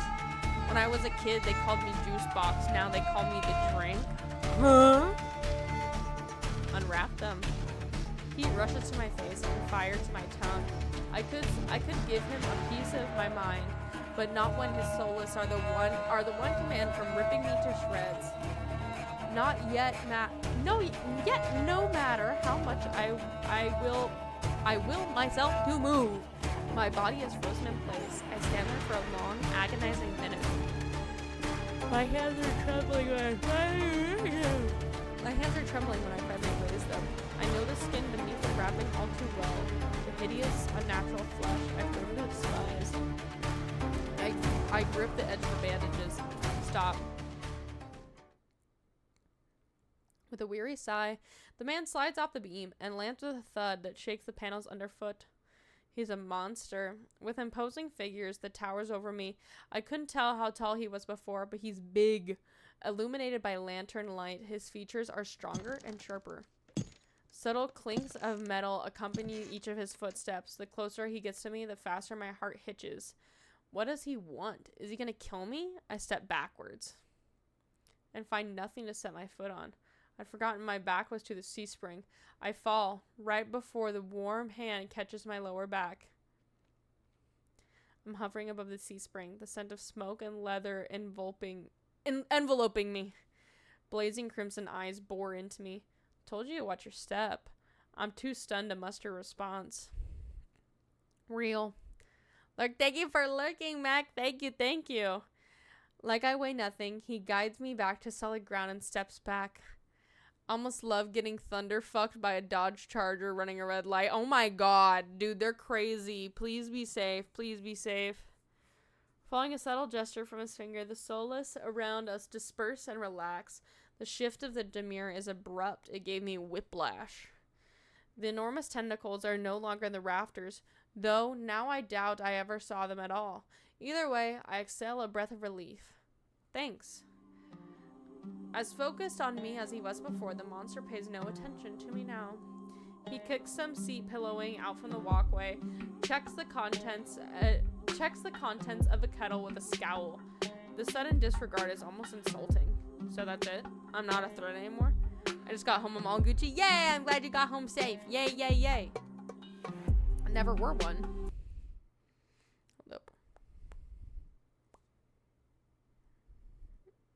Okay.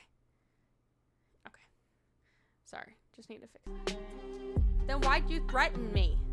People get honest when they're afraid. In other words, he was messing with me. I dragged my hand over my face, exhausted by the fact that this is the second time a monster has provoked me today.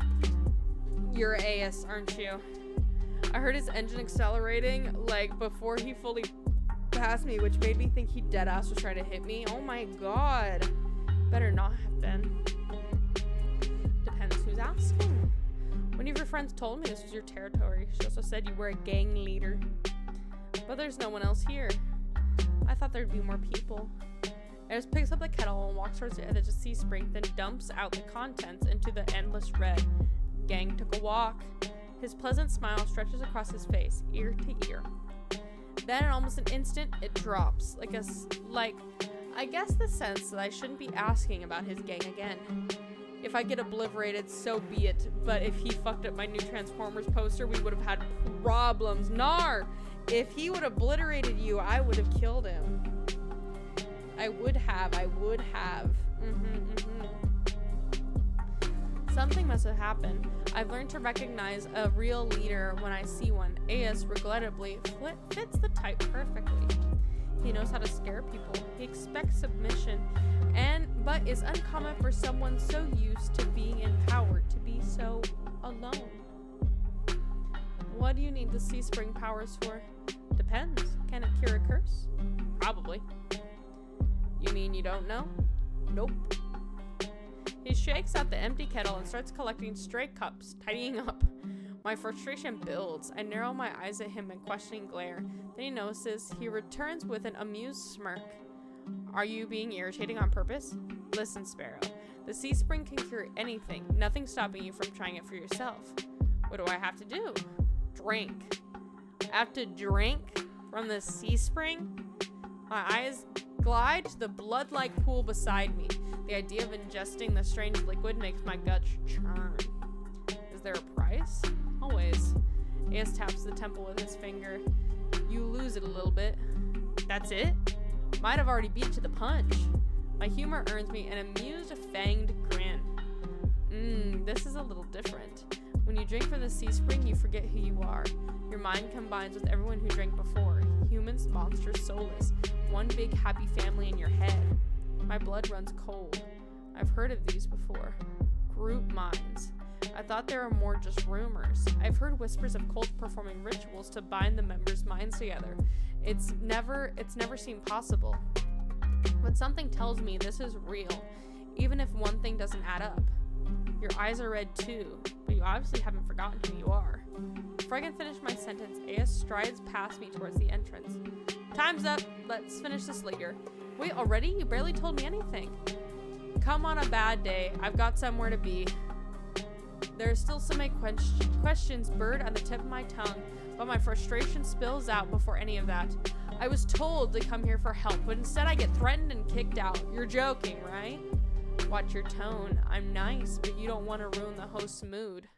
My skin prickles. The feeling of being watched washes over me again. My eyes dart back over to the sea spring. A lone ripple dances in the quiet surface. I take AS's advice and clamp my mouth shut. AS approaches a nearby soulless, a lanky, dog-like one with 6 legs and a crown of tendrils. Several sets of crimson eyes adorn its side. Its forked tail wags rapidly as Anus squats beside it. He runs his finger through the tendrils, scratches its chin, and pats its head. A gentle smile plays across AS's lips. The affection he holds for the soulless is painfully clear. I dip my eyes away, my stomach fluttering in a tender sight. It's getting dark out, so this pretty girl will guide you back. Following a short whistle from AS's lips, it trots over to the entrance obediently, tail wagging. I watch the soulless warily. Pretty is not a word I would use to describe it, and the idea of it protecting me sounds absurd. If I decide to drink, how should I find you? Find someone with eyes like mine. They'll point you in the right directions. But think it over. Once you drink, you can't go back. It's a lot to process, but I give it a small nod. At least I know I have another option for a cure, as disturbing as it may be. I follow the soulless as a measured distance and watch it nudge the giant door open with ease. While I'm about to cross the threshold, I sneak one last glance behind me. My heart skips a beat when I meet AS's eyes. I'm about to snap my head away, but he flashes me an easy smile. Till next time, Sparrow. I'll buy you a drink for scaring you. I don't trust myself to do anything but respond with another curt nod. We're meeting all the men.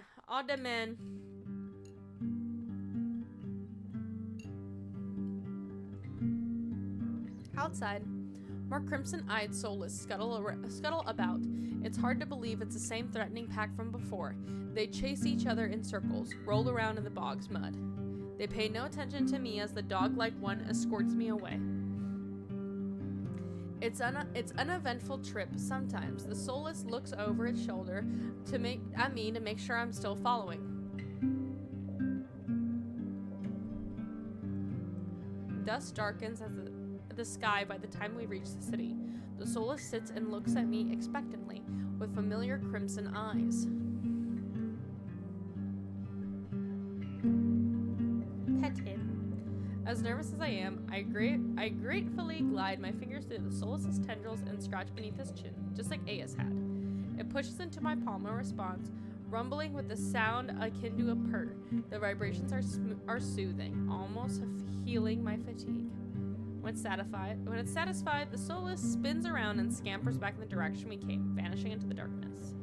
It's barely the first day in Iridia, and I've already encountered so many things I thought were impossible, tame soulless being one of them. My heart spins. Maybe I should call it a day. You're back to my hotel. Nightfall creeps across the city of Iridia. The city labyrinth, even in daytime, has become a warren of treacherous alleyways. The streets are completely deserted. If I hadn't been here earlier, I would have thought the part of the city was abandoned. What you blinking at, Yoru, with the blinkies? I made my way through the winding streets, doing my best to keep my bearings towards the wetwood. My step slows and I hear rustling in the dark. I strain my ears, but everything is still. Is the silence playing tricks on me? Let's save again. Something's wrong. The fine hairs on the back of my neck prickle. A frisson of discomfort running down my spine. Something is wrong. Oh damn, this poster fits better than I thought. I might not need 2 more posters of the same size. Yay, I'm so glad it fits well. My eyes dart from one side of the street to another, searching for movement, but the shadows are as deep and dark as pools of ink. I see nothing. I can't stay here. I need to reach a busier part of the city. Drawing my cloak tighter around my body, I hurry on my way. Though I keep my eyes sharp and listening intently, there's only their only sound of my footsteps. I'm so glad that the poster fits though, Abby. That makes me so happy. You have to send me a picture. As the moments pass and nothing happens, I begin to wonder, maybe I really did imagine that noise? I turn the next corner. My thoughts come to a screaming halt. My head spins, the world blurring as adrenaline rushes through my veins. Only one thing clear amidst the haze. The soulless that attacked the caravan. It crouched over the dark and missed its shape, a body. A garland of intestines spilled from pallid flesh. Blood grouts the cobblestone. For a mercy, the soulless is too distracted by its meal to have noticed me. My feet feel as heavy as stones, but I can't just stand here. Holding my breath, I take a step backwards. When the wet slurping sound doesn't abate, I take another, then a sharp glass crunch under my heel. The world seems to slow to a crawl as the soulless raises its head, blood dripping from its tendrils. Every single one of its bulging eyes fixed unblinkedly onto me. It's really here. It's come back for me. Yoru, are you ready? Yoru, are you prepared? We'll click the button. You better be ready. 3, 2, 1. Go. Running! Running! Perfect timing. I'm off like a shot, running for my life through the darkened streets. Running! Running! Behind me, a piercing bass splits the silence. Heavy footsteps pound after me. My heart thunders in my chest. I take turns at random, trying to lose it in the maze of streets, but I can't seem to shake it. We're still going. Or, yes. What's up, Emmy? Tell me. I can hear the breathing now. The wet, fluttering gas, growing closer and closer. Running! The same claws that severed my arm swipe out. I duck, saved by pure reflex, skid around a corner. I could probably do like 2 to 3 prints on either side of the poster. Ooh, that would be really cool. I would like that. That sounds cool. I take 3 running strides before the bottom drops out of my stomach.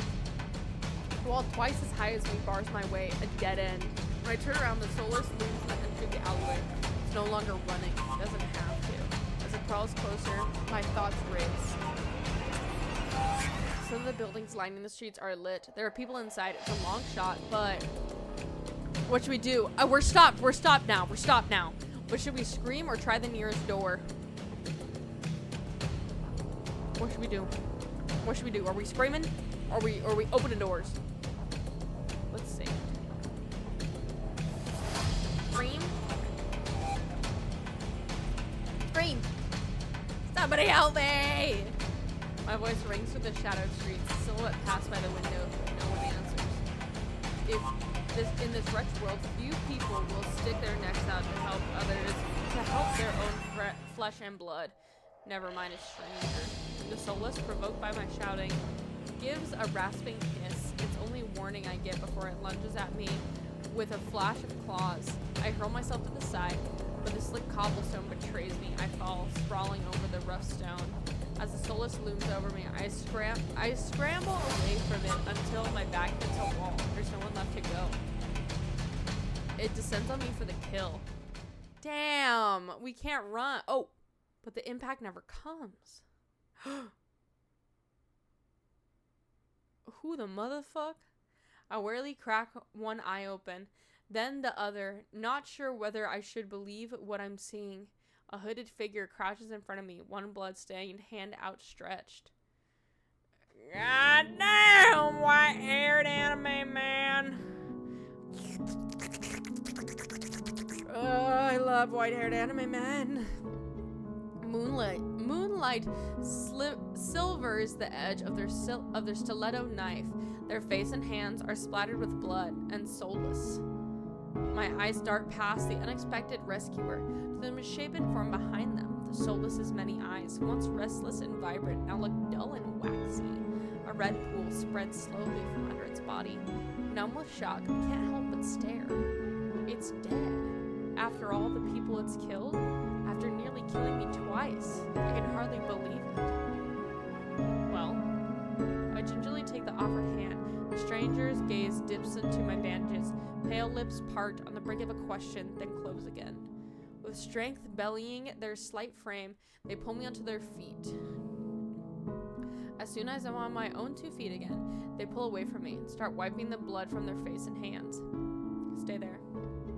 They turn away from me stiffly, leaning over the Solus's gangly body. With their back towards me, I realize I saw their hooded silhouette at the Senbium. You're shorter than I thought. Is crazy. You're at the Senbium. I've seen you before. You were at the Senbium earlier, weren't you? They cast a wary look at me. So what if I was? Their harsh response takes me aback.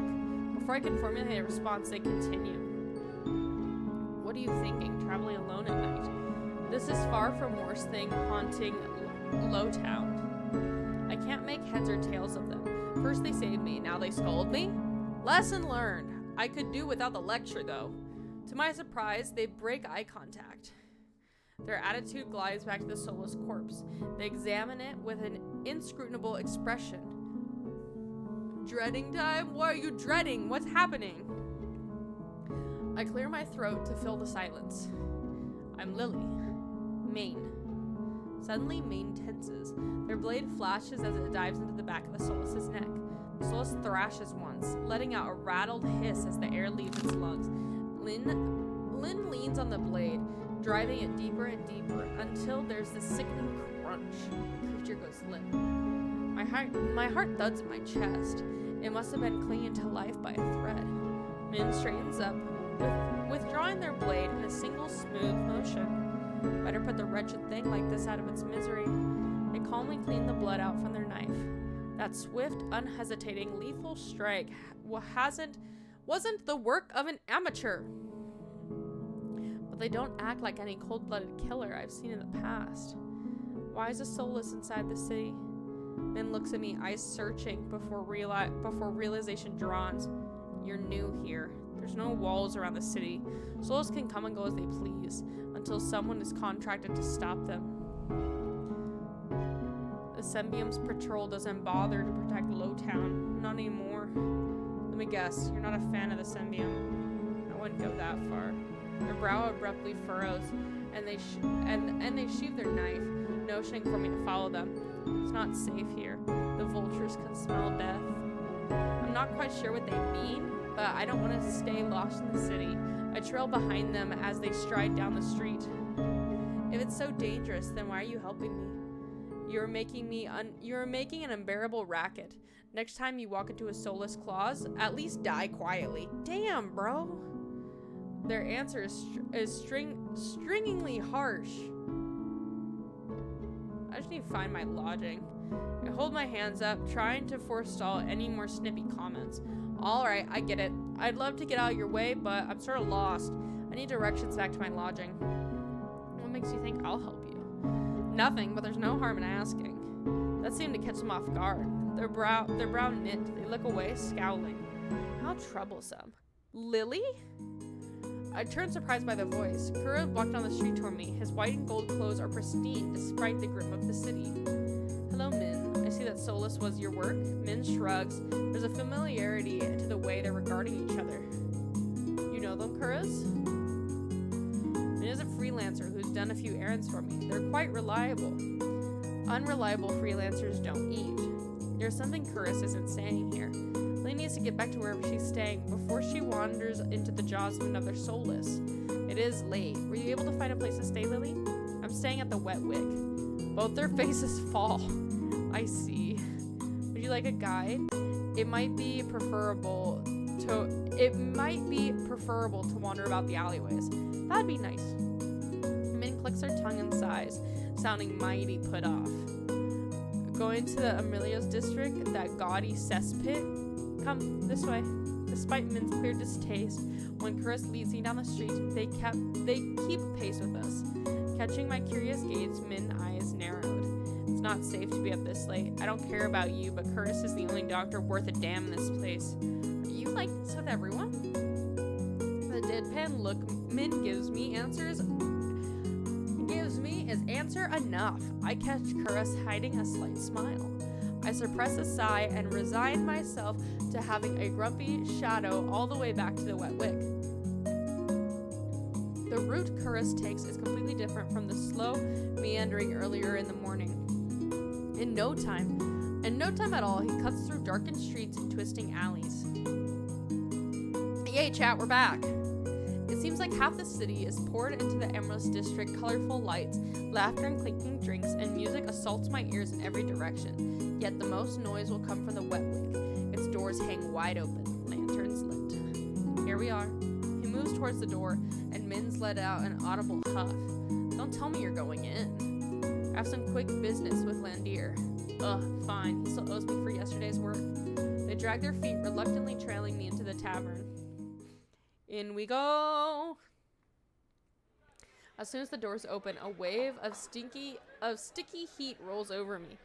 In the hour since I left, the wick has grown suffocatingly crowded. Curtis stands out, easily a head taller than most. Even so, I nearly lose sight of him amidst the sea of swarming bodies. Pardon me. The crowd parts as though answering his request. Chris gazes over his shoulder at Min and me before sliding through. How can anyone breathe in here? Min follows Kura at a clipped pace. Landier is right where I left him. Although he's traded places with the bartender, he's holding a pair of shot glasses filled to the brim with luminous green liquid. And now for the finishing touch.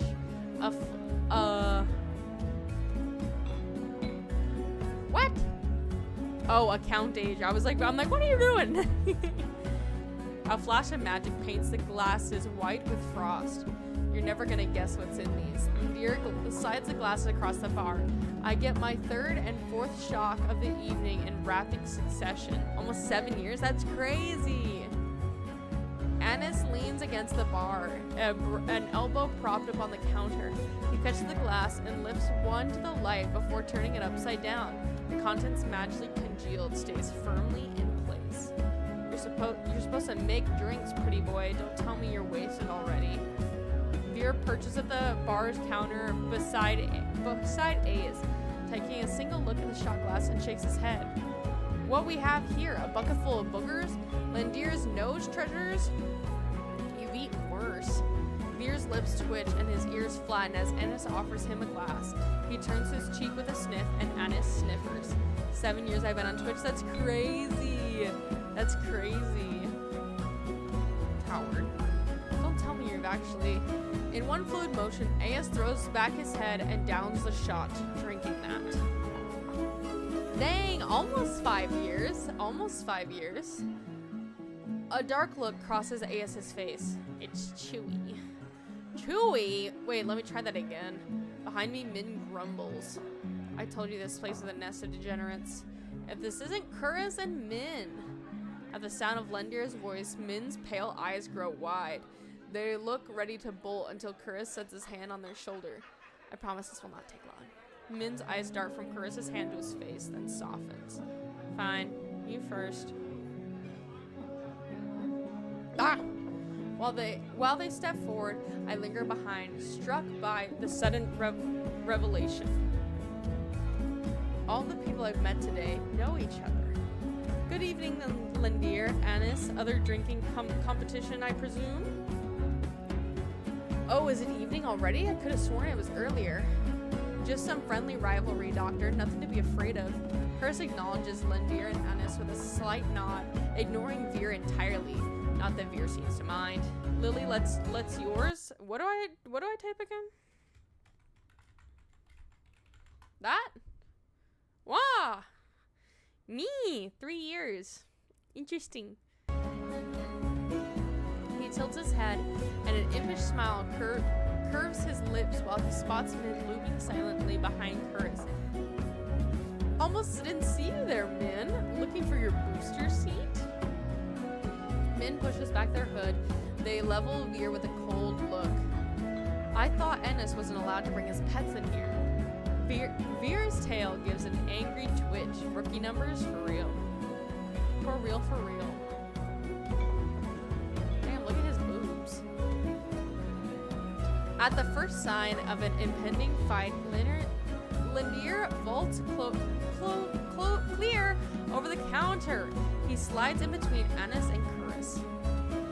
Now, let's try and keep peace. It's not every day that esteemed doctor takes us up on drinks.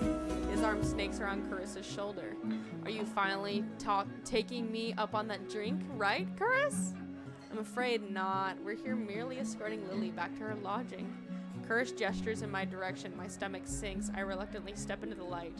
As soon as he sees me, Lendir's face brightens. Lily! It's been too long. Everyone, this is Lily. She's new to Iridia. I feel 5 pair of eyes fix onto me, and suddenly the bar feels suffocatingly small.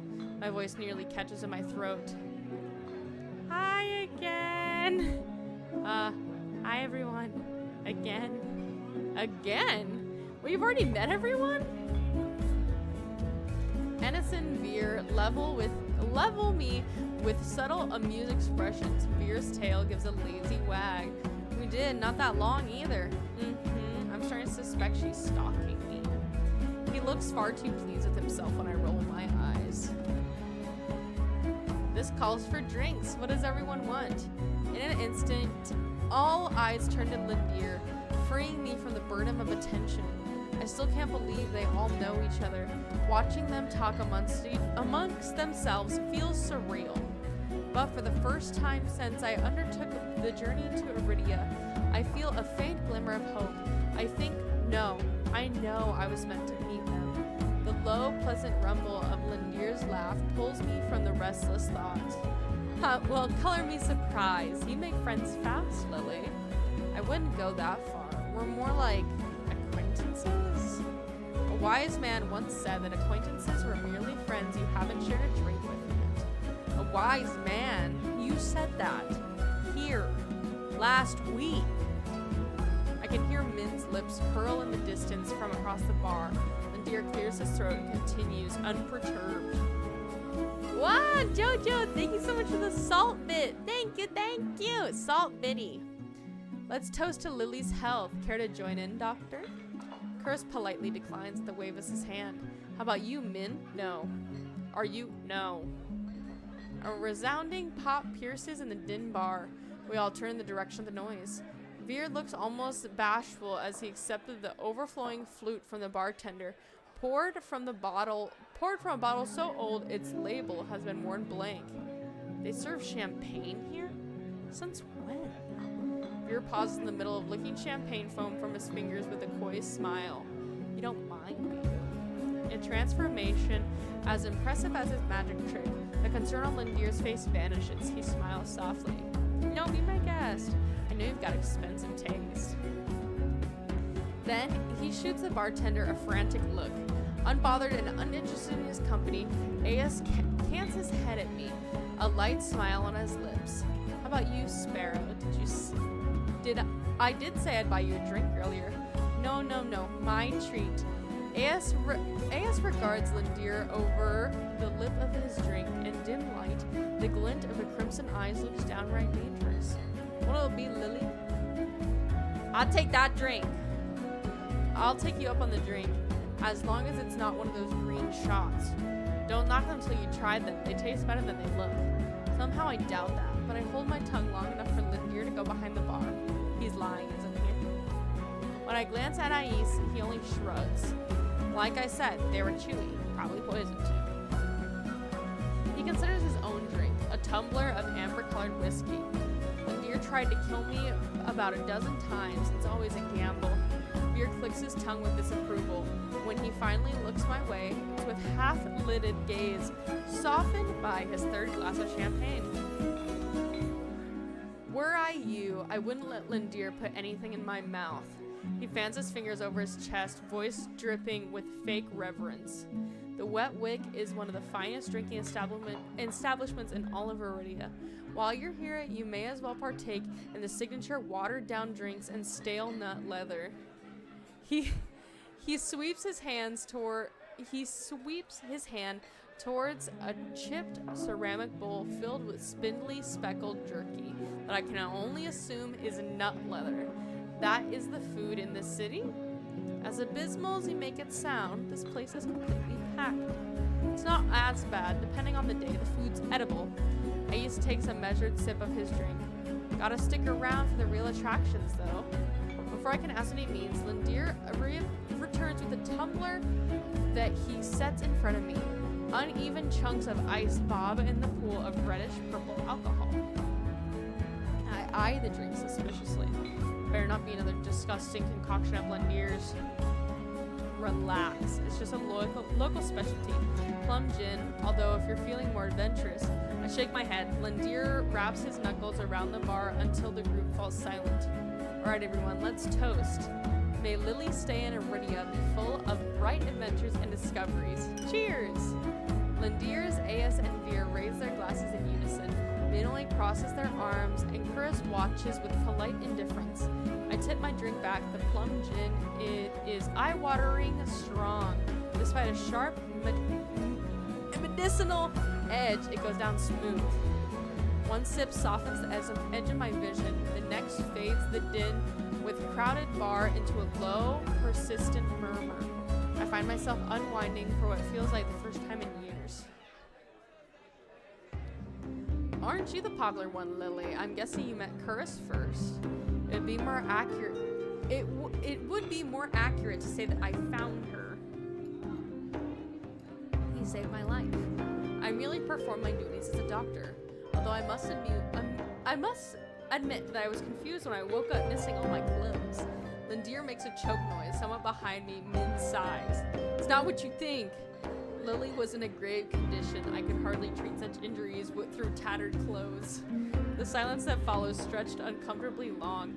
I look away, unable to face Kuris' disappointment, and catch Veer snickering behind his hand. That's my cue to change the topic. Kuris isn't the only one that saved me today. Don't you listen? I didn't save you. You were simply there. That's Min for you. Lindir reaches for Min, and they duck under his arm with practical ease, without so much as looking his way. As reliable as they are moody. You're one to talk, considering you neglected to warn her to stay off the streets at night. Or I might have gotten a little distracted.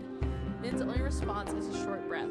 At any rate, I never got a chance to thank you, Min. Don't. The less soulless alive, the better. For a heartbeat, Min's eyes flick towards Ice. Their lips twist. Ice is too busy nodding along to Veer's enthusiastic pantomimes of stabbing to notice, lost, no doubt, in the enthralls of discussion. I've had enough of this hellhole. Let's go. Min and Kurz share a brief look, and then the doctor speaks up. Very well, but there's something I must discuss with Lindeer. If you'll excuse us, Lily. And just like that, the three of them depart, leaving me alone to savor my gin in silence. Or so I think, until I hear a voice as soft and low, as practical as a purr. Lost your tour guide. I turn to find crimson and pink eyes trained on me. It's not lost on me that they chose the instinct. Hold up, my brain. It's not on me that they chose the instant the others left to strike. Just my luck. I had to be abandoned with two of the most irritating people I've met all day. Monster or not, there's no telling what I'll do if either of them push me again. Don't tell me Lindeer's already snuck off to get his knob slobbered out back. That's crazy! He's got business with Kurz and Min. 2 on 1 business. Isn't he lucky? Can't tell if it's the champagne or the company, but Veer's grown noticeably more relaxed. He sits with his chin propped on the back of his head. His ears twitch whenever a hiccup shakes his shoulders. Why are you so far away? Come join us. He pats an empty bar stool next to Ice, but I hesitate. The smile Veer wears is sweet and distantly sly. With drinks in the mix, I dread how him and Ice will mess with me next. We don't fight. I'm not sure about that. Just an hours ago, he tried to rob me. You threatened me. Me? Steal? Surely you must be mistaken. Are you sure it was me? Yes, it was you. And then you had the gall to kick me just as we were about to go drinking. He gives me another one of his shrugs. I was lonely. A simpler answer than I was expecting. I guess I can't fault him for that. Veer suddenly slumps forward, gossamer sleeves pooling as he rests his elbows on his knees. Ayas sets his hands on Veer's waist, narrowly preventing him from tipping off the counter. How about we start fresh? Begin with proper introductions, get off on the right foot or whatnot. I'll start. The name's Veer, hunter extraordinaire. Veer's right hand flutters to his chest. He bows his head, flinches when the hair falls into his eyes. Ayas doesn't say anything, so I suppose it's my turn now. It's Lily. Veer considers me for a long time, his tail idly swaying behind him. Then he knocks back the rest of his champagne. It's a pleasure to formally meet you, Lily. He says my name slowly, deliberately, savoring every syllable. A tingle jumps down my spine. I quickly turn my gaze away. Ami smirks at my reaction over the rim of his glass. Is something funny? Nope. Oh, my mouth and close it quickly. They want me to react, goading me into another ridiculous game. While their sharp cat-like eyes keep me on edge, something about the tension is fun. It must be the gin. Getting crunk. A flash of white over Ace's shoulders catch my eye. Across the bar, Kurz heads for the door. I don't see Lenore or Min, but it feels wrong to let him leave without saying goodbye. I'll be back. Veer hums and wags his finger at me as we leave. Crunk time, for real, crunk time. I slip through the crowd, careful not to touch anyone, but just as I'm nearing Kurz, I stagger, shoulder checked by a man with a neck thicker than both my thighs. Damn, that's hard. He stares me down, nostrils flaring. Out of my way, shit stain. My words spill out on their own. You watch it. I regret them as soon as they leave my mouth. That fucking gin. The roughneck wheels around, shoving a bloodhound out of the way so he can close in on me. What did you say? He shoves me backwards, sending me stumbling to the sticky floor. I'm fine, but my heart leaps through my throat as I see the roughneck bearing down on me. You trying to start something here? The roughneck freezes, his fist cocked back, a group of bloodhounds called by the commotion circling him, sizing him up. For what feels like an agonizingly long moment, the roughneck looks from me to the bloodhounds. Finally, he sniffs, spits on the floor next to me, the lob narrowly missing my cheek. Screw it, too many freaks in this circus tonight. He turns his back to me and comes face to face with Ice. A dangerous smile spreads across his face. You'll do. What happens next is a blur. Ice's fist crashes to the roughnecker's jaw, causing an eruption of gasps, shouts, and even cheers around us. I scramble to my feet right as the frantic crowd swarms around me, cutting off my sight from everything and everyone. Though the ruckus, I hear Lindir shouting. Hey, Ice, take this outside. Ignore them. Look, drinks are on me. With those few words, the wick erupts into hoots and hollers. The ring around me disperses as bloodhounds and onlookers rush towards the bar. Through the thinning crowd, I catch a glimpse of a familiar face. Ice vanishes out the back, dragging the roughneck behind him. Chris lingers near the door, searching, I suspect, for any wounded before he departs. Min draws their hood up tightly as they slip out the side door, while Veer leans over the counter to swipe a glass of wine from behind the bar. And Lindir, seated at the opposite end of the bar, just gestures dramatically and apologetically to the bartender. In the space of a heartbeat, I realize that there's no telling when or if I'll see any of them ever again. Whoever I pursue may be the last person I get to speak to tonight. I follow. I'm gonna go with Big Poppy Titty Lindir. Papa! For the second time today, I find myself squeezing through the crowd to reach Lindir. Sorry. As soon as he sees me, his easy smile fades. Are you alright, Lily? I'm not used to someone looking at me with such earnest concern. I've been through worse today. From the sounds of it, you've had quite the day. How are you holding up? Could be better. Not bad considering I've been threatened, robbed, and came close to dying too many times to count. I should know not to let you out of my sight. Yeah, don't let me out of your sight, baby. How about next time you want to see the city, I come along. I can be your personal tour guide. Yes! You've already helped me in more than enough. Lindir signals for the bartender. I'm parched. Do you want anything? I'm good. Just water, please. Make that two. Once he orders, Lindir turns back to me.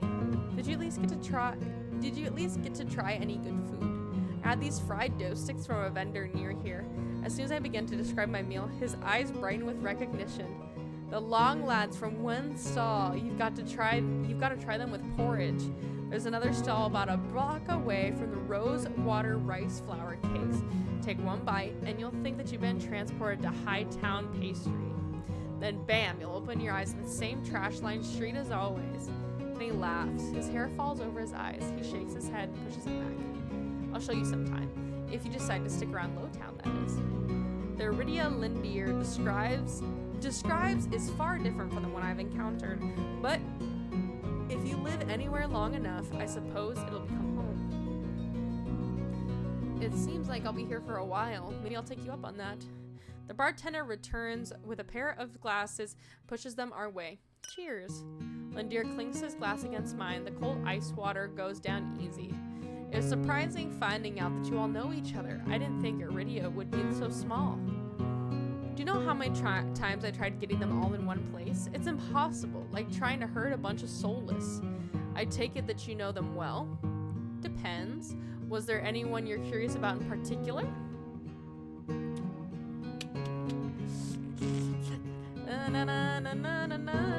Let's go with Curris. Do you and Curris work together?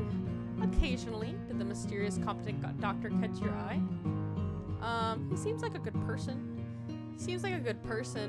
Though it's hard to believe anyone's a good person these days. That's Curris. He works hard to serve people in Lowtown. He's a miracle worker, even if his bedside manners could use some work. Do you think he might be able to cure my curse? Lindir starts to speak, but pauses to consider me for a moment first.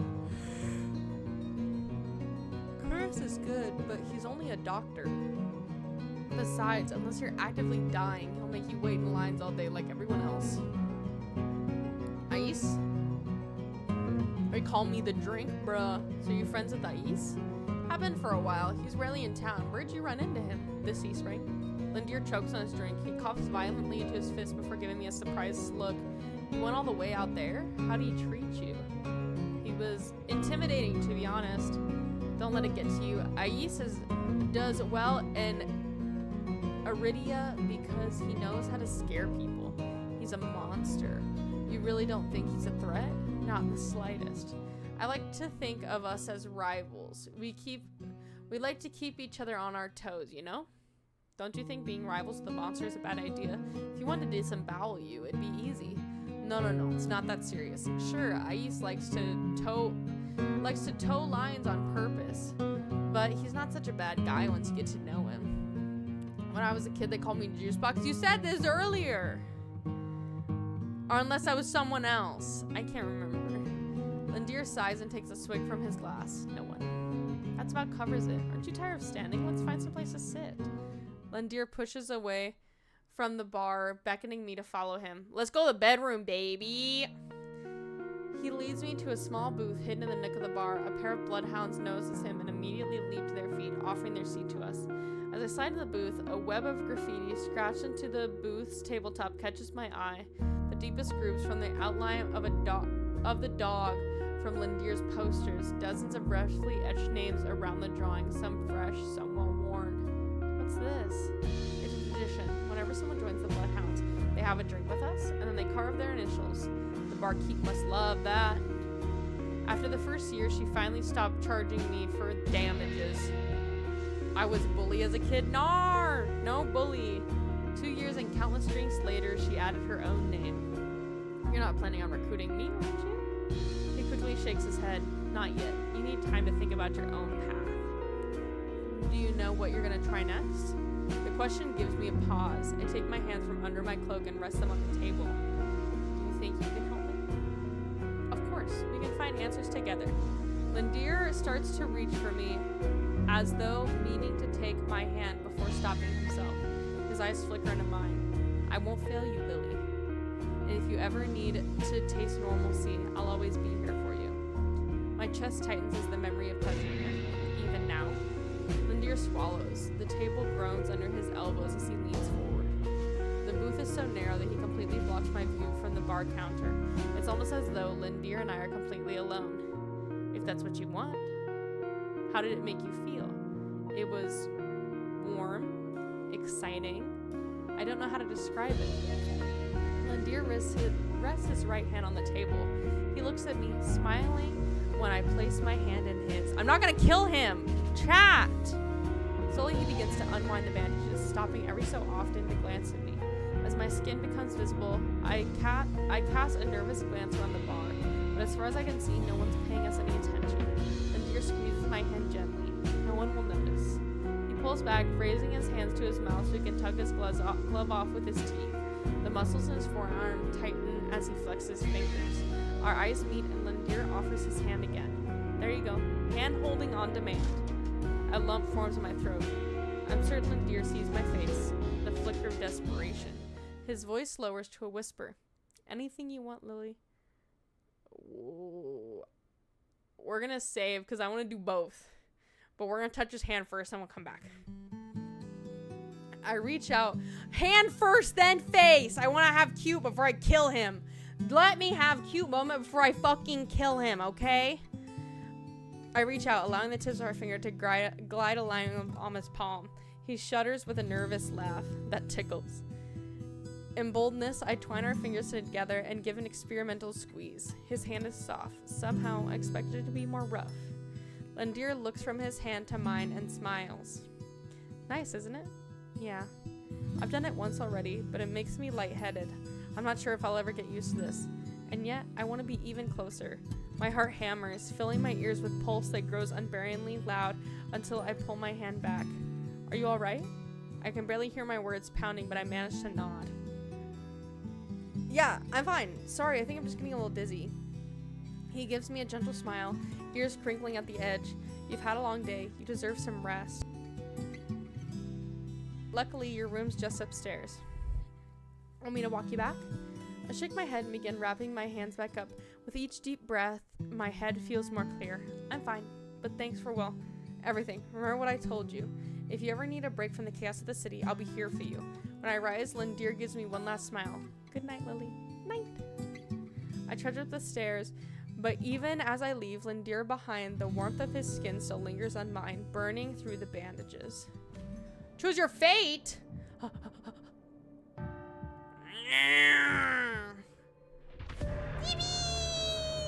That was my fate. We're gonna go back.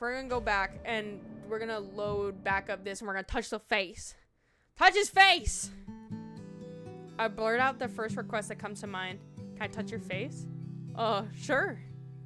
I lean over the table, hesitating before I reach for his face. My fingers graze his jaw. Lanier laughs softly. That tickles. It's fine. You can just... He takes my wrists, angling my head so he can press his cheek into my palms. Warmth spreads under my fingertips. A surprising breath escapes me. Gently, I run my thumb down the ridge of the scar on his cheek. He shudders, his earring jingling against my knuckles. You're getting awfully bold. I've never touched someone like this before. And even though it makes my head spin, it's already not enough. I want to be even closer. My heart hammers. Okay, is it the same thing? You alright? Yeah, okay. So, long day of rest. Go EP. Good night. Yep. Alright. That was the end, chat. The end. Wow. That was good though. We definitely will have to play that again and do some more endings of it. But I may call it for the night because I just realized that I need to take a shower and do some other things tonight. But still, about like 2.5 hours is a decent stream time. You didn't kill him? Because I thought I was gonna kill him. That's why I was like, oh, I'm gonna kill him. That's what I thought was gonna happen, but it didn't. That's what I thought was gonna happen, but it did not. I did not kill him, but yeah. Okay. Let me get our raid message for tonight. We're gonna go raid Hecate, because Hecate is still streaming. So we're gonna go raid my Pookie Bookie. The pookiest of the bookiest, my little lady that I'm gonna see in a week. So excited. All right, Pookies. Thank you all for coming to stream tonight. It was so much fun. Remember, we're streaming tomorrow. I forgot what I'm streaming, but tomorrow. Okay, I will see you all later. Have a good night. Bye.